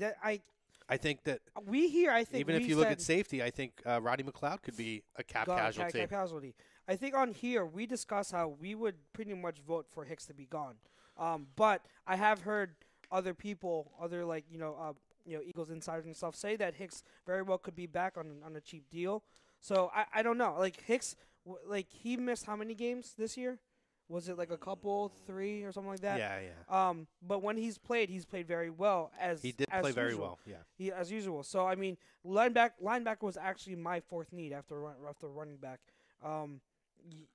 It's not that I think even if Hicks is gone, you have Bradham, who is what he is. He's a good player. He's not like a stud or like an elite player or whatnot. He's a good player. No, but he's so good in this system. Yeah. And I feel like he's always around the football. Yes. And I do believe that he is one of those emotional leader kind of guys. And I don't say that as I don't say that lightly, because I think he's still a very good player in the system. He makes plays. Yeah. He's not just like an emotional leader. I think that Bradham is a strong suit for this team. And I think you need to have guys like that, particularly if there's going to be turnover with a lot of young talent, which I think we're going to have, particularly probably the secondary. You're going to need to have those kind of guys. Hicks, I think I could give or take Hicks if we keep him. Cool. Yeah, he's like if he stays for a cheap contract, whatever. I like him, but he's another one of those guys where we talked about the definition of a question mark. You don't know how many or how long he's going to stay on the field, right? Yeah. So I don't know. I mean, I do think linebacker is definitely on that list of needs. If you're going top 5 needs. Now, if he goes, then linebacker obviously I'm going off the premise. That's a huge. Yeah. I'm going off the premise that Hicks doesn't stay. Right. If he stays, linebacker kind of bumps down, because my 5th need was safety. It bumps down to the 5th need, but let's assume that he goes. You have Bradham. And I think I want to see another year of Kamu. Kamu Goujet-Hill impressed me this year. I mean, I'm not saying he's someone who's going to be like a Pro Bowler next year or anything, but he's someone who's fast sideline to sideline. He is good in coverage. So he's someone who you can if you're talking about someone who is going to be a complement to Bradham, I wouldn't be surprised if they bring him and they draft if they sign a linebacker, or they draft someone, and then they roll with Bradham, Kamu, and that guy. So I could definitely see something like that happening. Mm-hmm. I've seen enough. I think Kamu has impressed me as their 3rd linebacker this year, where I'm like, let's see his development. Let's see what he can do. Maybe he can increase his role to that 2nd linebacker spot, which they play majority of 2 linebacker, just like every other team in the league. Yeah, so Ryan and Tom both agree, which all 3 of us agree. Bradham seems to play better when Hicks is not on the field. I don't know. They've been saying that for weeks. I don't necessarily agree with that, but I mean, it's. I'm not going to argue too much against it. Ryan says Camus better than Cody Parkey. North Dakota Mama. What's up, North Dakota Mama? It says, watch my lot in the preseason, and if he's improved, I think he could protect Carson like a bear. He hopes that Brandon Graham comes back. I would love it, but I don't see it happening. Wallace should get a chance to play with Carson. It's too much with the Mailata thing. I know everyone wants to see him. I think he's a year away still. He's still, I cannot go into his next season with him being the 6th lineman. You know what I mean? Like the 6th, like that backup offensive tackle. Like if one person gets hurt and then Mailata's that guy, I cannot go into the next season like that. I need time. I need to see him. I need to see him in the preseason do well against the 2nd stringers, because he was playing against 3rd stringers and doing well. Okay, take the next step. Play well against the 2nd stringers. I've been on the Mailata train since draft day, and I am with you. I think that he is a year away. I think you could find out a lot about him in the preseason, and I think Frank's right. Maybe there is an opportunity for him late in the season. and particularly, hopefully, if we can, play really well and be in a position to where we have a game or two that we can rest some guys or expand, give some guys a rest and open the roster for some of these other guys. Put him out there and see what he can do. I have a really bad prediction involving Mailata. I was going to save it as we were getting closer to the season.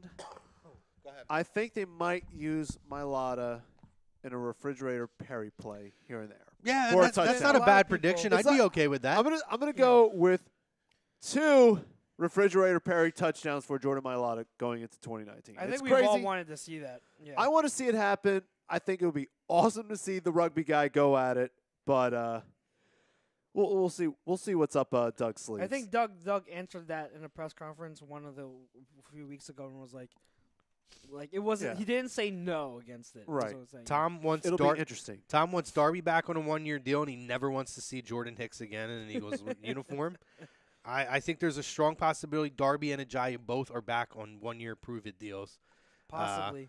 With probably no intent, by the way, to bring them back the following year. It's just to fill a need this year, give them an Like a opportunity, stopgap. and it's really good cap-wise, cap-friendly, to get potentially quality players under the cap. Darby, I could see them looking beyond next year. I think Ajayi, it's just a guy who's familiar. When he's on the field, he is very productive, and give him a chance to kind of come in and improve his value going into the following year. He said, or TTP Ballin', he's in here. He says, "Yo, what's up, TTP?" Bryce says, "Good points." Tom says, "We need to draft 3 linemen out of the 10 or 11 picks." Agreed. Because we didn't touch on that. Because Brandon Brooks very likely will be out at least half the season. Yeah. I am not going to we are hopeful that he'll be back around the start of the season, but that is a very generous time frame for an Achilles injury, guys. It's very generous to expect him to be back at the start of the season. I expect him to at least take until midseason, and even then we have to look what happened to Sidney Jones. Even though he came back fully healthy, it took him a while to get that strength in his leg back. So I don't know what to expect out of that right guard spot. We need a swing guard tackle guy in the draft that can play both spots, so that we have that versatility to put him at guard in place of Brooks until he comes back. Ryan says, Bryce says draft a safety. Ryan says, I think Vaitai is better when he knows that he's starting early in the week, struggles when he's thrown in there mid-game. Tom, I'm assuming in response to Frank says, "Oh my God, knock it off, no chance." Talking about with Mailata running a refrigerator Perry play. I think there's a chance in 2020. There's a chance. I'm not knocking There's a chance. Rosca asks me who's the favorite to win the women's and men's Royal Rumble this year. Rosca, I'm going to go live in Real Talk this week, closer to the event. Just stay tuned. We'll talk wrestling then. Ryan Brodo says, "No, Frank, no." Tom says, "Yeah, most guys are like that on the line." I guess talking about Mailata. See, okay, no, I think he's talking about Vaitai and knowing. Brodo says Mailata better than Adams. In short yardage, yes. You're damn right. See, I don't yes, Vaitai does play better when he knows he's going to be the starter. But even when he plays to the best of his abilities, he's not someone who I'm going to feel confident in over a 16-game season and the playoffs as being my starting left tackle. No, I'm and sorry. I don't think anybody. I don't think anybody thinks he's going to be your starting left tackle. I think there's people who think that probably Big V will be the number 1, and he could be a 2 or a 3. No, he's a backup. He's a backup tackle that can come in spots. Yep. But that's what I'm saying, though. He could be this. Some people think he could step in now as the number 2 guy on the depth chart. I don't think so. I mean, we saw what he did. Could be a number 3 guy. We saw what he did. Listen, the Super Bowl winning season when he filled in for Jason Peters. Yeah, no, Vaitai is. No. Yeah, but he struggled. He did struggle, but in the Super Bowl he did not play. The offensive line didn't let up a sack, But All Big right. V, if you isolate Big V's play, it's Okay. not like he wasn't like he was stonewalling the Patriots defenders. He was beat several times. Okay. Several times. right. I I thought he had some moments here and there. well, so he did. I feel Moments. moments. I From feel a like- left tackle, all right. I want more than moments. Okay. Like for he- a start all right. for 16 games. he's I not. need Yeah, more but than moments. he's not a milk carton guy. Yeah. He's not. He's not a That's milk why I carton. But say I he's a feel backup. like he's a guy who you don't know which Big Right. V you're gonna get. I mean, it's a Jekyll and Hyde. He could come in and have some really great. He could have Yeah. great games, overall games at points, and then come out and absolutely have a dud of a week the next week, and absolutely look lost and get dominated on the line. I just don't. There's the consistency's not there with him at all, and that's an issue. And maybe I'd have to go back and look. Maybe What am I you know, making up, Tom? Oh my God! When Chucks hates a guy, he makes stuff up. What am I making up? What am I making up? What in the world am I making up? Like, do you have your blinders on, Tom? Because when you love a guy, you can't stop. Like, can we talk about how you thought Jalen Mills was a top 15 cornerback in the league when this past offseason? What happened to that? When you love a guy, you boost them up. So let's talk but about wait. me making stuff up. Wait. But I agree with Brodo. He does, and he is a backup. But he says Vaitai did his job from week 6 to the Super Bowl. And what do we talk about? What Nick Foles did? Your job is to be the backup to come in and be able to produce and hold the job down. And he did enough to hold that down. Now he had support in the backfield with blocking with the With running Chips, backs. yeah, you have to constantly He get had support for him, but constantly. So you want to do that. You want to constantly Oh, here we go. give him support.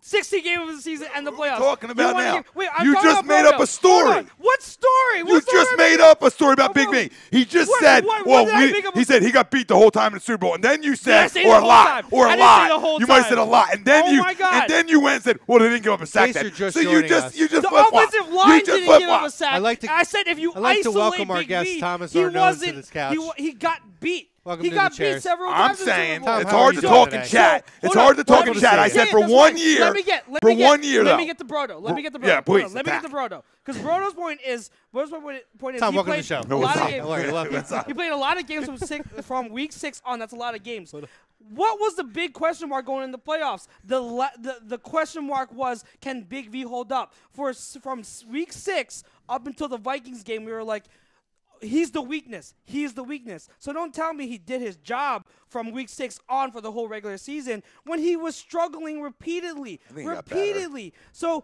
I'm not saying. I do think he got I'm better. not saying he got better. But here's what I'm saying.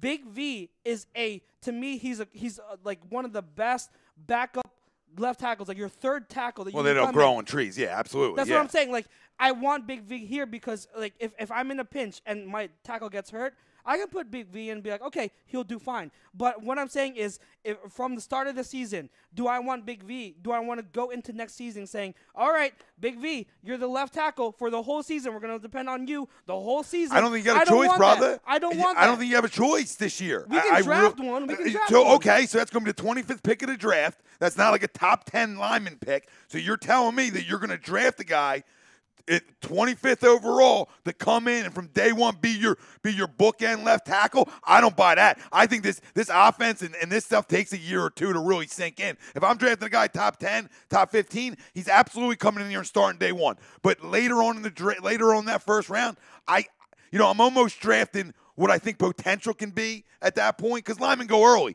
So if I'm going to draft one at 25, Yes. I'm probably not going to get one of the top studs in I'll the see draft. that. I'll see but that. but Yeah. for what my point about Big V wasn't long term, so that's how I had to come down, yeah. because it wasn't long term. It was just for this year. That's it. It was just coming up because you're handcuffed in cap space right now. There's not a lot you can do. Why I brought up Sunday, maybe Brandon Brooks is a guy who's not back, but his cap hit isn't enough because of the Achilles. Like, maybe that would be a reason why, hey, we're so strapped that we're not going to have him next year, essentially. So maybe we get, if it was like a $10 million worth of money coming back off the books, it'd be worth it, but it's not. He really I gets hear- paid I the hear. year after. So honestly, we're fucked with cap money. So real quick, take all the crazy names off the table. For once in his career as a general manager of this football team, this guy's got to draft well. He hasn't drafted a back good since that, and he wasn't even him. The last back we had that was legitimate Pro Bowl quarterback was LaShawn McCoy. Okay? Howie Roseman has missed on running backs his entire tenure fucking here, and I'm putting an end to it. And that's why I come in hot. He also neglects them. But it's also, you got to have a great offensive line to run the ball a little bit too. So to your point about we might have to go with them. Like, what if we draft someone late in the first? Like, it's a question mark to start and run from day one. I agree with that. But here's my mindset: is if you draft someone in late first round, I'm okay with having Big V at left tackle to start the season, because in my mind, your guy's coming. My guy's coming. So I'm like, if we met in the middle here? Yeah, because if Big V struggles, I'm like, okay. Fuck you guys. Mailata all day, every day. Well, my first round left tackle. You're not the only one saying that. With weeks developing, can step in for Big V once he struggles a few weeks into the season. Yeah, there's a lot of beat writers saying that, Chrome. Totally I mean, there's a lot of beat. Like, we have to be creative this year. And some guys we might not want to be starters, might have to be starters for us this year, because we're really going into a situation that the Eagles haven't been in a long time, and that's no money. And people can act like you're going to find ways he's going to be creative. You can't just lift up chairs and find dollars. Nope. So I don't know what the options are to be creative. Now, Nick will help coming off the books. That money will help. Yes. Okay, yeah. but besides that, now you got to sign 11. You got to sign 10 picks too. Now, granted, the later ones really That's aren't. about like what, $5 million, I think, ish. Yeah. For your so now you got to factor that in. Yeah. But the point is he's got to nail it, because you got Carson's contract coming up, okay, and he's going to get paid one way or the other, and it might not be the excess amount we think it will be, but he's going to get paid, and we've seen it all over football. Well, a lot of the big price quarterbacks weren't in the postseason this year outside of Brady. So you have to hit. You have to hit, or we're going to become the Green Bay fucking Packers overnight. I'm telling you got to hit. He's got to hit on 6 of these 10 that got to be legit impact starters of some sort. And I really think that 3 of these picks should be offensive linemen. Because with Kelsey now whispering, now I think Salomao is your backup center. I think when that happens, he'll probably move to center. You better snap the ball. But so to me, with all the question marks now, Kelsey gone, obviously, unless him and Jeffrey have their annual yearly conversation because they're personal, they're that close. Where you got to take the personal out of it. I know people talk about moving in the guard.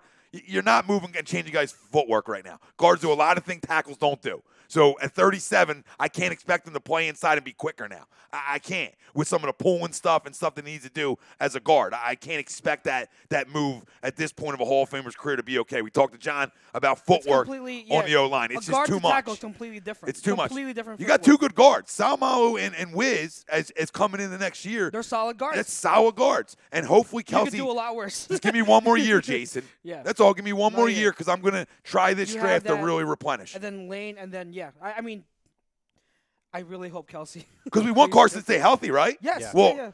Well, now you're looking at, you lost your Hall of Fame left tackle. Now he's always off the field anyway, so that doesn't even freaking matter. Yeah.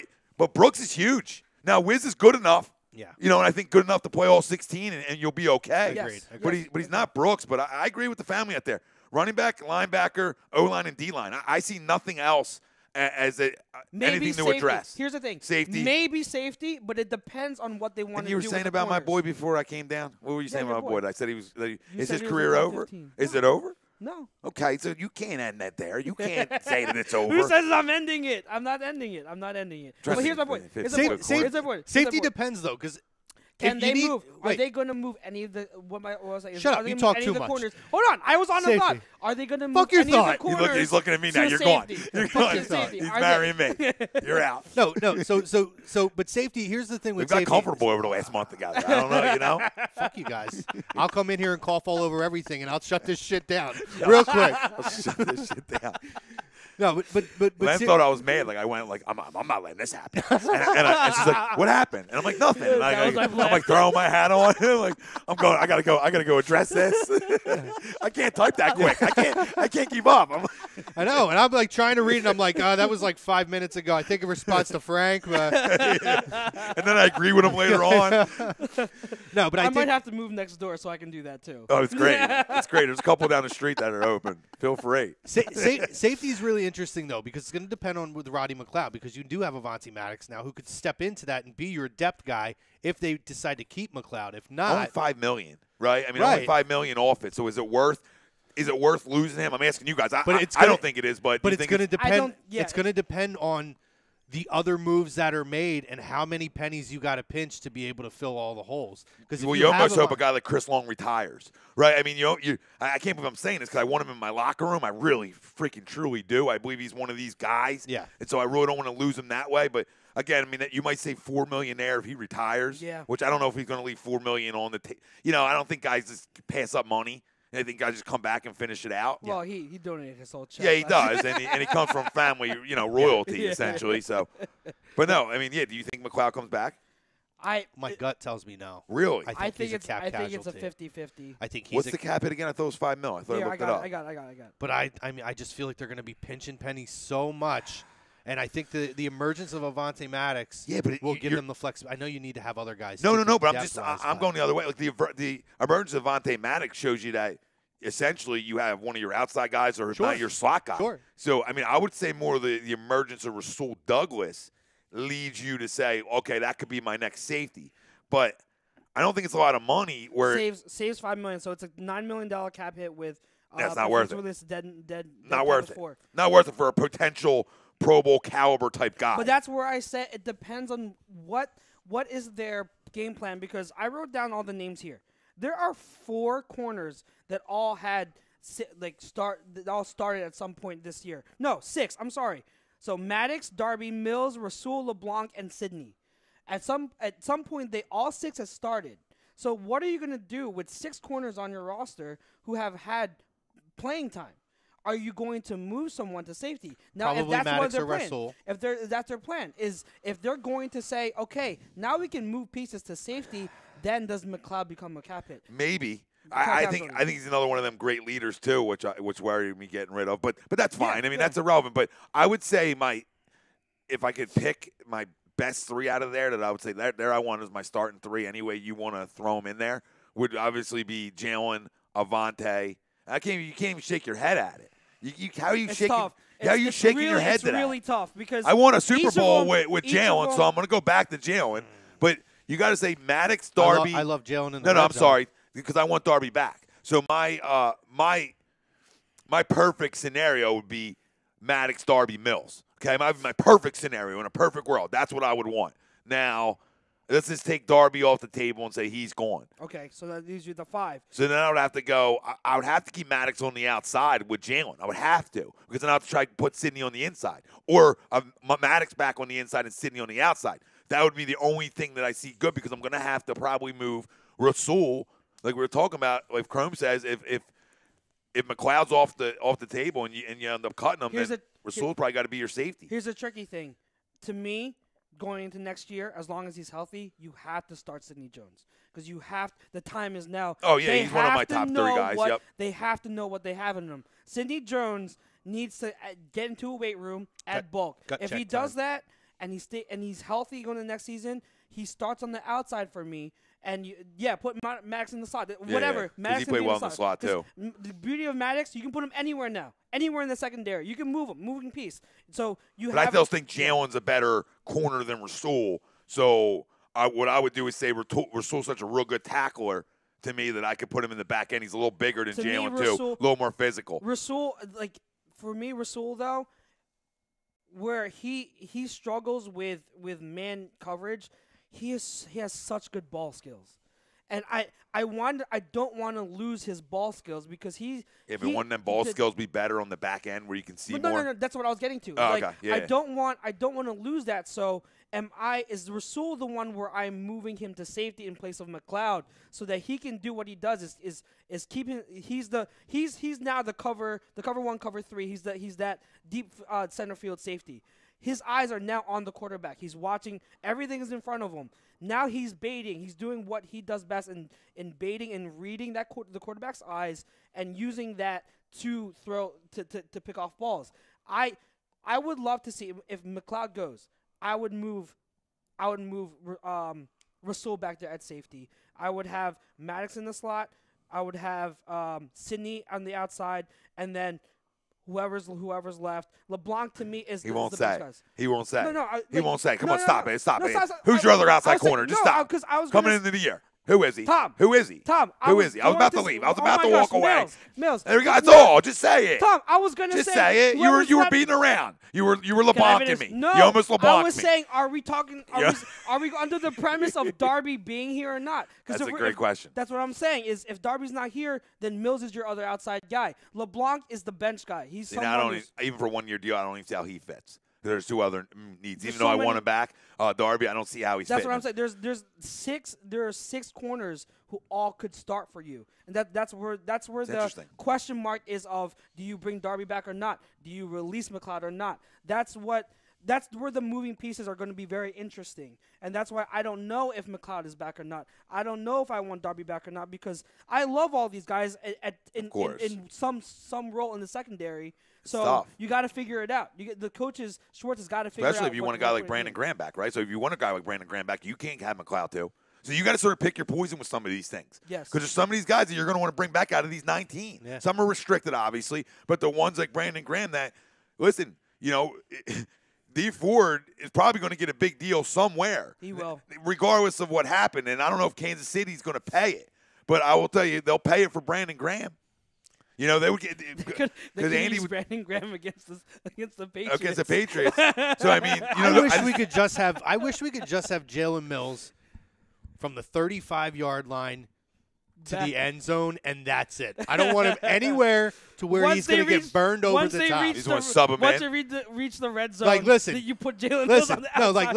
Jalen, they're on that end. They're on their own end of the field. Once they cross over to the 40-45, your ass ain't getting burned over the top. You're in. You're back. You're in. I mean, that's all. It's a perfect world for me. We talk about it when the field shrinks. That's another reason why Jim Schwartz's defense is ranked number one in the red zone. To me, he can be an elite defensive back from the 40-yard line to where he's not getting constantly burned over the top. Yeah. And he does have the help for a little bit of that distance when you're on the other end of the field. I'm curious to see some of these guys that were banged up, how – now they almost get a breather with their bodies. Like a guy like Jalen, it wasn't like a significant thing where these guys. I hope he just sat there and watched how to play cornerback and not get burned over the top and to play the football. Before I leave, this is why you got to respect the Patriots. They're there every year. I mean, Howie talked about it at the end of the year presser. Doug talked about it. The season starts real quick now after you win a Super Bowl or just get there, right? Guys are deep into the playoffs. Less time. Yeah, guys are already getting started, and hopefully they learn something from that they can carry on the next time we're there. Yeah. Right, but. Hopefully this year of guys, not as much football, maybe get some of these guys back right. I'm curious to see if we're a healthier team next year. That's all. That's what I mentioned that when we were talking about the slow start to the season and all that, because I was like, we played in the Super Bowl. That delayed a lot of the recovery time that the players had. Brandon Graham had to put off surgery. Alshon Jeffrey had to put off surgery. Yep. Those were big impact guys. Absolutely. Who we didn't have healthy until later in the season. So you're right. And that, to what you said, that's what makes what the Patriots do so amazing, is that even all the times they reach a Super Bowl, they're still in it the next year. Every year. I don't know how they do it. That crumb is in our chat, by the way. Who? I'll give you one guess. Harlem? No. Sean Taylor? No. The biggest crumb of A2D. Oh, Ralph? Yeah. Oh, God. He likes your hoodie. Got some compliments on the new hoodie. I'm glad he's so concerned over my attire. He's talking shit on my Sixers zip-up. Oh, God. Ralph, grow up, okay? And I'm rocking socks, too, baby. That's how we operate. I'm cold. He's a crumb. Yeah, my feet are cold. I'm going back in. Bro. I just had to come in. I heard Jalen, and I was like, I saw red. We're gonna My move trigger worked. Real My quick. trigger worked. Well, I'll ask you real quick before you jump off, because we're gonna get into no huddle. First thing I was gonna bring up is Hall of Fame class this year. Obviously, Mariano Rivera, first player in Major League Baseball history to be voted unanimously, 425 votes on first ballot into the Hall of Fame. Well, the first thing they've ever gotten right as sure. The guys who do all the votes. Agreed. The writers. First time they ever got something right. It's the first time that they got out of their old, outdated, stubborn views of how this goes, that nobody should ever go in unanimously and all that bullshit. Best pitcher of my generation. And I honestly don't think it's even close. You talk about starter or closer, just throw them all in one bucket. I'm throwing them all in one bucket. Strong argument for that, absolutely. I just never seen a guy, when he came into a baseball game, it's over. For a guy like Chuck, he's not like a baseball guy. Like when he comes into a game. But I knew who he was. I knew how good he was. Done. No, done, right, Frank? I mean, it was just, it's over. And he threw the same pitch over and over and just said, hit it, and nobody could ever hit it. And the best part is when they would talk about him, he had 4 or 5 pitches that he threw effectively and never had to go to them. Nope. Ever. He just threw that cutter over and over and over, and they just swang through. I mean, obviously, occasionally you make contact. Hey, everybody gets a little lucky every now and then, but they I'll did tell 2 you things what. right on this ballot, right? I mean, not only Mo getting in unanimously, but the other guy, Ag Martinez, who was up on his last year to ballot. Yeah. You know, a guy flat out professional hitter, right? You know, I love that word, professional hitter, but he was. You know, and for him to get in, that's another good job by, you know, the writers. And then we knew Doc was getting in. If it wasn't this year, it was going to be next year. But for him to get on Chooch's birthday is pretty cool, and you know, it's good for the family. And listen, I think they got it right with Messina. I think because he's not a strikeout guy, people totally underappreciate him. And because he played in Baltimore at a time where the team really wasn't very good. His Yankees time got him in officially, right? Because it wasn't that big a time, but it really put his name on the map. And that's what it is, because I think he was more effective when he pitched for Baltimore overall in his career. But because he had that big stage to finally pitch on, people said, "Oh, this Messina." If you didn't know who he was, and then you're like, "Man, he's got like 300 wins." It's kind of just threw you back because you're so used to everything's the home run ball and the strikeouts. Yep. That's it, and that's what everybody votes on. That's why it drives me crazy. Guys like Jim Edmonds, who has 396 home runs, but he has 12 Gold Gloves and was the premier defensive center fielder.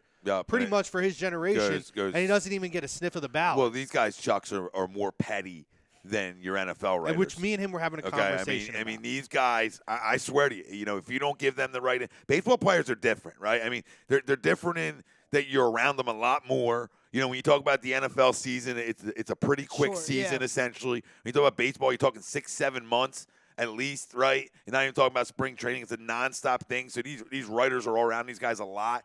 And if they don't get what they want from these guys hold fucking grudges. Yeah. They really do. I've heard tons of stories about it. And you can see it in some of the voting. You see it in some of these guys that they make wait a little longer. And then you wonder, what kind of guy were they? You know, Roy talked to everybody. So, you know, and then obviously in passing last year made it a no-brainer. But, you know, a guy like Mo, who I thought was good with the media unanimously, not that he didn't deserve it. But if it was a guy who was a dickhead, like Mo's not a dickhead to me. But if it was a guy who was a dickhead, same thing, same credentials, he wouldn't get unanimously because one of them writers would say, "Oh, fuck him." You know what I mean? And they would put the bias into it. Yeah. It's not all of them, but there's enough that can keep you waiting a couple years. Yeah. That's all. So do you think – I think we could probably agree Messina should go in as a Baltimore Oriole. I would think so. I would think so. Does Doc go in as a Blue Jay or does he go in as a Philly? Well, you know, I would think I would want him to go in as a Blue Jay, honestly. I mean, I agree. I mean, that's where you – listen, he was dominant for the years he was here. There's no question about that. Nobody's denying that. 2 perfect games or no-hitter in a perfect game or 2 perfects, whatever it was. It was a no-hitter in a perfect game. Yeah. No-hitter perfect game. But he made his name with Toronto. But the guy was Cy Young after Cy Young and probably, you know, one if not the best pitcher through that era. So, I mean – to me, he goes into a Blue Jay, and I got to take my Phillies love off. But I don't look at him as a Philly like some of the other guys. Like when you tell me Roy Halladay, I think Blue Jays. Me too. I don't know why, and I've seen him pitch plenty here. Yeah, and I'm a Phillies guy. Yeah, I just think Blue Jays. Yeah, I agree. So nobody else, right? Agger goes in Seattle, and Mo goes in Yanks. Yeah, I think they got it right, and I think Lee Smith going in with the arrow base. Did Lee Smith get in? Not through. He got in through the Veterans Committee. Good for Lee Smith. A guy who should have been in a long time ago. A guy who paved the road for guys like a Mariano Rivera. Yeah, how many saves did Lee end up with? Do you know off the top of your head? Not off the top of my head, but there was a. I was just looking up 474. 474-ish, yeah. He held the record before Hoffman broke it, and then Mariano broke it. Why was he never – because they just don't value the closer role before that? It was partially that, and one of the big knocks against Lee was that he played for so many teams. But it's a give and take with that, because when a guy is that valuable, and at that time he's him and Eckersley were the premier guys. So teams that are close are going to want it. There was Eckersley, there was Lee Smith, and then there was everybody else. There was nobody who came close to these guys. When it comes down to trade deadline and opportunities to go and bolster your bullpen, They went out. And guys, they didn't sign relievers to long-term deals. Yeah. So you're talking about a guy who probably got 1-2 year deals constantly. And guess what? Trade deadline's coming up. We're going to move him to a place that could use him. I'm glad he got in. Yeah. Well, before we board Chucks, I'll get out of here so No, that, you're good, so you're the good. baseball ends. I prepped Chuck's that this conversation was happening. We did. We actually had a good conversation about the Hall before the show. So. Chucks did not know how the baseball voting process went, so we it's had a little conversation. weird, yeah. He likes it But better I than the actually football like it one. better than the football. Well, it makes sense because it gives you a better chance of getting in, honestly, And to that's me. not- That's what we were you're talking not at about. the subject. You're not at the will and mercy of. All right, I have all these other guys. If we're all competing for a certain amount of spots. It's if you're worthy, you're worthy. Yeah. And I think that's how it should be. Like it shouldn't be like, oh, we have like five first ballot Hall of Famers that all should get in. So this guy that's been waiting for 5 years, even though he's good, he's going to be on the back. I mean, burner. Major You know what League I mean? Baseball. Yeah, and that's why a lot of guys don't get first ballots. Yeah. I mean, To Chuck's to point, NFL, because yeah. they want to make sure that they're getting these other guys in and Yeah. cycle through that Listen, deserve to be in. Which Dude, isn't a good Chuck, system. Yeah. they've had years where nobody got voted in, but the Veterans Committee put that I do guys know, in. yeah. But then Major League Baseball could put 7 or 8 guys in. That's just how it is. Good stuff, Tom. Thanks Good for job, dropping Big in. Daddy. Loved him coming in hot. I know. I was like, here it comes. I gave him his introduction while you guys screamed at each other. I said, well, I think Tom Oh, Arnold yeah. did that Jalen double move. That's one of his trigger points. But yeah. Next week we gotta talk about Baker, and then he'll be down here again. Yeah. I'll throw it in real quick before you get to one of Yep. yours. Yeah. Ryan's no huddle. He wanted to throw in here. Yeah, Ryan's yes. not here. Yes. I was disappointed that they took McFadden to the ballpark out. A, because I spent a lot of time there even before Xfinity was built. And B, it did give a good alternative of a place at the stadium, not as crazy packed as an Xfinity. Yeah. A nice spacious place to go and have drinks or eat some food. So I was pretty disappointed when they closed it down. For me, it was like an end of an era type of a deal. But they did announce today that they are putting a beer garden in there along That's with gonna a be shake, nice. along with a Shake Shack. I like the premise of it. He doesn't seem like he's too thrilled about it. I like it. It's because of the alcohol. Well, yeah. I mean, listen, but McFadden's was a Yeah. bar too. I mean, it's Yeah. it's a modernized way, and especially when you're talking about summertime, an outside area that people can hang out at the ballpark, get food. Shake Shack's going to be a part of it as well. I love Shake Shack. So Me too. I have I'm never all had for it. Shake Shack. It's good. That's very good. I'll say this: Yeah. quality of burger, Shake Shack beats In-N-Out. Oh. Value Oh. of value of the burger. You're factoring in You price. bite your tongue, you In-N-Out. son of a bitch. I will Don't say you ever if you're smice talking about the name just of In-N-Out. straight up, hey, I love In-N-Out, Oh. but a big factor of In-N-Out is the value because it's so cheap. All right, There goes your credibility. All right, so Shake Shack quality beats In-N-Out. Now but we'll have value- Greg running value down and In-N-Out. hopping on the jeez. couch to have this Hey, argument. I love In-N-Out. need I'm just In-N-Out. talking about value. I'm just talking about value and quality. My favorite meal at In-N-Out: 2 double doubles, Yes. Animal fries. animal fries. I have always animal style, buddy. Mhm. Animal fries are like Animal the style. best. Oh, they're so good. I'm not a big fan of the fries by themselves, but you put that, Yeah. do it animal style. Oh yeah. Mm. I remember when I used to live out in Vegas. Like, I used to work for the minor league team, the 51s, now the Aviators. We would go to In-N-Out in nearby Henderson. Like, it's like a 10, 15-minute drive. Yeah. We would just we would have coupons from In-N-Out because we would run a promotion like, oh, if this player hits a double, you get a free double. So Oh we my took God. like these coupons with us every single time. So we would get free doubles. And one of these days we were like, somebody will try to eat 5 doubles in one sitting. So I'm like, I'll do it. Oh my God. Did you get through 5 doubles in one Four season? 4.5. That's impressive. Jeez, I would that have is forced the impressive. last half just to do Oh it. my I was gosh. a big chungus back then, so I mean, even as a freshman hungry. turning into a sophomore in high school. I am Props to hungry. you, brother. Yeah. I know. I went in and out. But it right was now. amazing. I want some right now. If anybody in the fams on the West Coast, please send me in and out. Yeah, I I'll would get- Nail it, appreciate it. yeah. I'll give you my address. My address is Postmates. Postmates will deliver, right, from California? Postmates? DoorDash? Uber Eats. Uber Eats, DoorDash. God, that would be one hell of an Oh. Uber Eats bill. Jesus Christ. Dear Lord. Chucks, what do you got for So your I'm first gonna go. Dear Lord, Tony Romo is so good at his job. He is so good. I know it's nothing new because we we've been saying it all season, like with how he broadcasts. But dear Lord, on Championship Sunday primetime game, he like I'm sitting there, and I know he does this. I know he's done it before, but I'm sitting there, and he's calling and predicting play after play. And I'm not amazed. Like when the Patriots had that fourth down touchdown late in the fourth quarter, before the Chiefs tied it, I wasn't in awe of the Patriots touchdown. I wasn't sitting there and be like, oh my gosh, they scored. The Chiefs, what are they gonna do? I was sitting there and being like, this motherfucker called it again. He said that Brady was checking out or killing the play, and then it's going to be a run to the right. And it was a run to the right with Sony Michel. Like, dear Lord, this guy, it's so, I mean, and let's get this straight. It's not some Nostradamus predictability. Mm-hmm. He's a very smart quarterback. There are quarterbacks in the league that can call what he's calling and know plays like that, because from a quarterback's perspective, he knows what the adjustments are and all that. So it's not like it's anything out of left field.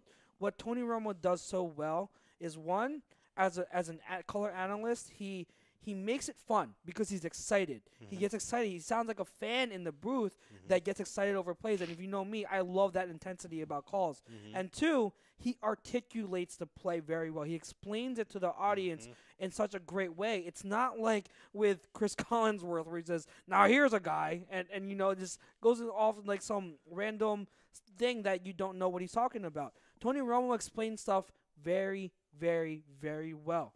And he's able to take his knowledge and make it relatable to everyone at home.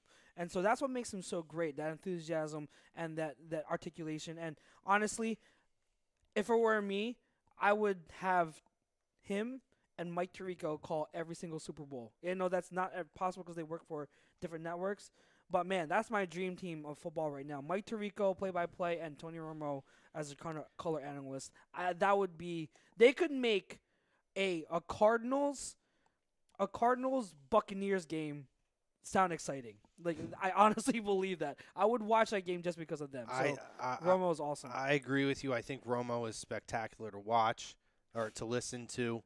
And you hit the nail on the head. It's a lot of it too is personality and how you project everything to the audience. And his job is to, obviously be knowledgeable and be able to explain it. But you're right. He explains it in a way that even, the most casual of a fan can watch a play and maybe not have an idea of what just happened, but he can break it down so you can have some sort of an understanding. And I know, listen, I don't despise Aikman. People don't like Aikman for whatever, maybe because he's with Joe Buck. He's grown on me. I'll say that. He's grown on me. I like Aikman. And for whatever reason, Cowboys quarterbacks seem to be really good analysts. Not all Cowboys players, because we have Jason Witten out there. But Cowboys quarterbacks seem to be really, really good. And I feel like when you look at Aikman, he's a guy who I think when Joe Buck kind of has his little snarky remarks and whatnot, I think Aikman kind of grounds it and brings it back. Uh-huh. And that's why I think Aikman's actually probably the ideal guy for him, because he has that ability and that respect that he can command, because Joe Buck does have an ego. Yeah. But I think Romo is really you're right. He makes the games exciting to watch and listen to. I feel like as a person who've watched the NFL my whole life, and I mean, I don't know everything, but I know a lot. I still feel like I learned something from him every game when I watch, and that's what you want. You don't want to hear the same shtick over and over like you hear with Al Michaels and Chris Collinsworth, yes, or some of these other guys. Joe Tessitore and Jason Witten. I feel like you lose brain cells by listening to them. It's almost like a youthfulness to it, because you hear a lot of these guys who have been doing it for years and years, and a lot of over the time, you always had a lot of guys who aged. I loved Pat Summerall and John Madden, but it kind of just became very monotonous over the last few years that they were together. Yeah, when they were aging. And I feel like there's a youthfulness with Romo that pairs with that intelligence that kind of it brings a new life to it and brings a new life to the broadcasting booth. I'm with you, man. I think he's fantastic. Yeah, they work off each other so well, and they both call an exciting game. And to your point about Troy Aikman, I didn't like them before, but over these past couple years, they've grown on me. I've always been cool with Aikman. They've I never grown had on an me. issue with Aikman. And what I will say about Joe Buck is He's toned it down a little bit too. he's toned it down. He's not as bad as but he was. after having to listen to Al Michaels the past few years, I've grown an appreciation for Joe Buck because he will make the big plays sound very exciting. Like that Minnesota Miracle last year. Part of what makes it so awesome is Joe Buck saying, Diggs, sideline, like touchdown, like, you know what I mean? Like, he does it so well, as opposed to you have someone like Al Michaels calling our game in the Super Bowl, and you wouldn't know if it was like a first down throw or a touchdown to win the game. Like, that kind of thing, the play-by-play announcer, to me, you have to have that intensity, and Al Michaels doesn't have it, but Joe Buck does, and so I've grown an appreciation for Joe Buck. I don't mind them as much. Here's a little tidbit about Joe Buck, and that maybe some know, a little insight that I've seen from him talking. I mean, his father is the infamous Jack Buck, who was a Cardinals broadcaster for years. He also did a lot of national games. He did a lot of National World Series broadcasts. What he learned, it's interesting because when he talks about what he learned from his father, he actually does carry out a lot in his broadcasts. And it's funny that he's villainized, but his father is celebrated, and his father was spectacular. I mean, again, you're not a big baseball guy, but if you ever go back and you do get appreciation for baseball, just broadcasting in general, his father always called things a certain way, in a spectacular way. And it was never get too high and never get too low. And certain people get feelings over that he's not exciting enough at points, or there's dull, and I will say sometimes it's kind of bantering comments that are a little bit annoying, come off egotistical, but I see more, like you talk about those calls. Even with that call though, he keeps it simple. Yeah. Digs, sideline, touchdown, exciting. Yeah. He learned that from his father, and he always talked about it because he wants to provide a call that's not like completely forgettable, but he doesn't want to take away from what's on the field. Exactly. Yeah. So he tries to create a happy medium. Sometimes it's successful like that. Sometimes it's not. I mean, I can remember, I know Phillies fans hate hearing it, when David Freese hit the walk-off home run in Game 6 of the World Series, particularly because he was a former Cardinals broadcaster, but he was it was an okay call. It wasn't a great call, but that was one of the most famous moments in World Series history. People are like, that's what you got. But, again, with that play with Diggs last year, it was a special moment, and you could see what he's trying to do. He doesn't want to take away. He wants the moment to tell the story. He doesn't need to tell the story of a great moment. Another thing. So I kind of heard him in an interview, and I'm like, all right, I get what he's going for. Yeah. It doesn't always translate that way, but I get it to where I have less of a resentment towards him. That's a great point, because I heard that from someone that a great play-by-play guy does do exactly what you said, and it brings me, like, it reminds me of his other calls, and another call where he does exactly that, the Miracle at the New Meadowlands with Deshaun Jackson with the walk-off punt return. Does exactly that. He doesn't say much. He picks up the intensity in his voice, but he doesn't say much. He just lets the play speak for itself and do most of the talking. So that's a great point.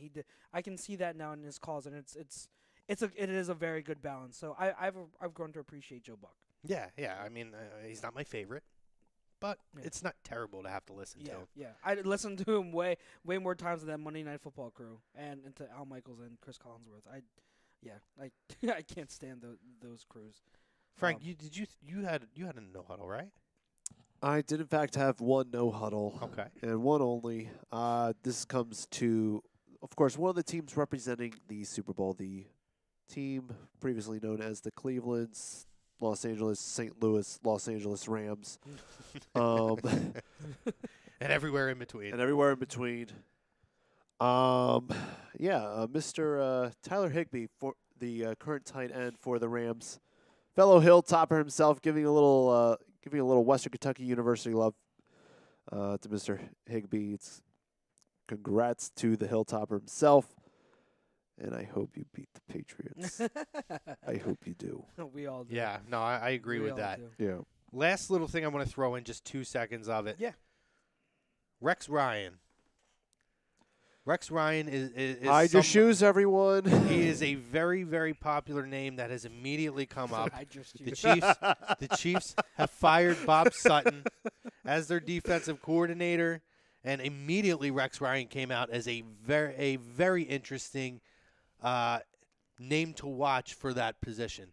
And I just want to know, what are those game planning sessions going to be like between him and Andy? What are those conversations going to be like? Because you talk about Jekyll and Hyde night and day, personalities that couldn't be any more opposite. Good Lord. I hope it happens, because I would love to be a fly on the wall when Rex Ryan and Andy Reid sit down. Time's yours. Time's yours, Rex. We're going to do this. All right, time's yours, Rex. Well, thank you, Andy. Anyway, I thought that was interesting. It's exciting. We'll see what happens with that. Anything else for the cause, gentlemen, before we call it a night? No. Let's wrap it up. All right, guys. Great stuff. As always, thank you to the fam. You joined us on Facebook, Instagram, Periscope, YouTube, Twitter, everywhere else, wherever. Tom in the studio as one of our fam members decided to jump down and run in. Great stuff. Again, thank you to our sponsors, Gibson Mayer, LLC. It's tax season, guys. Get on it. Also, Specialized Physical Therapy, Scanzano Sports. Appreciate those guys as always. Chucks, good stuff, man. As always. Frank, thank you for stepping in. It was a pleasure having you tonight. Again, guys, real quick, running down. We got the Fix tomorrow. We got AM and the PM tomorrow. Yep. All right.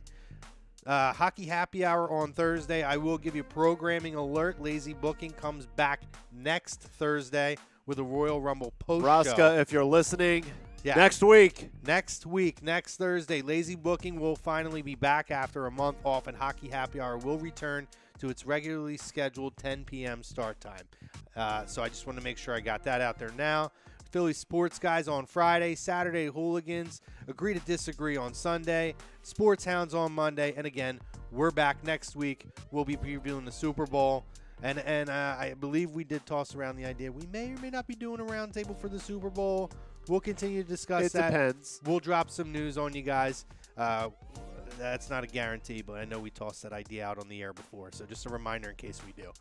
So anyway, until next week, guys, check out all the programming on a2dradio.com. It's great. Check out the Real Talk group. Please like the A2D Live page, A2D Radio page. Looking forward to seeing and talking to you guys next week. Have a good one.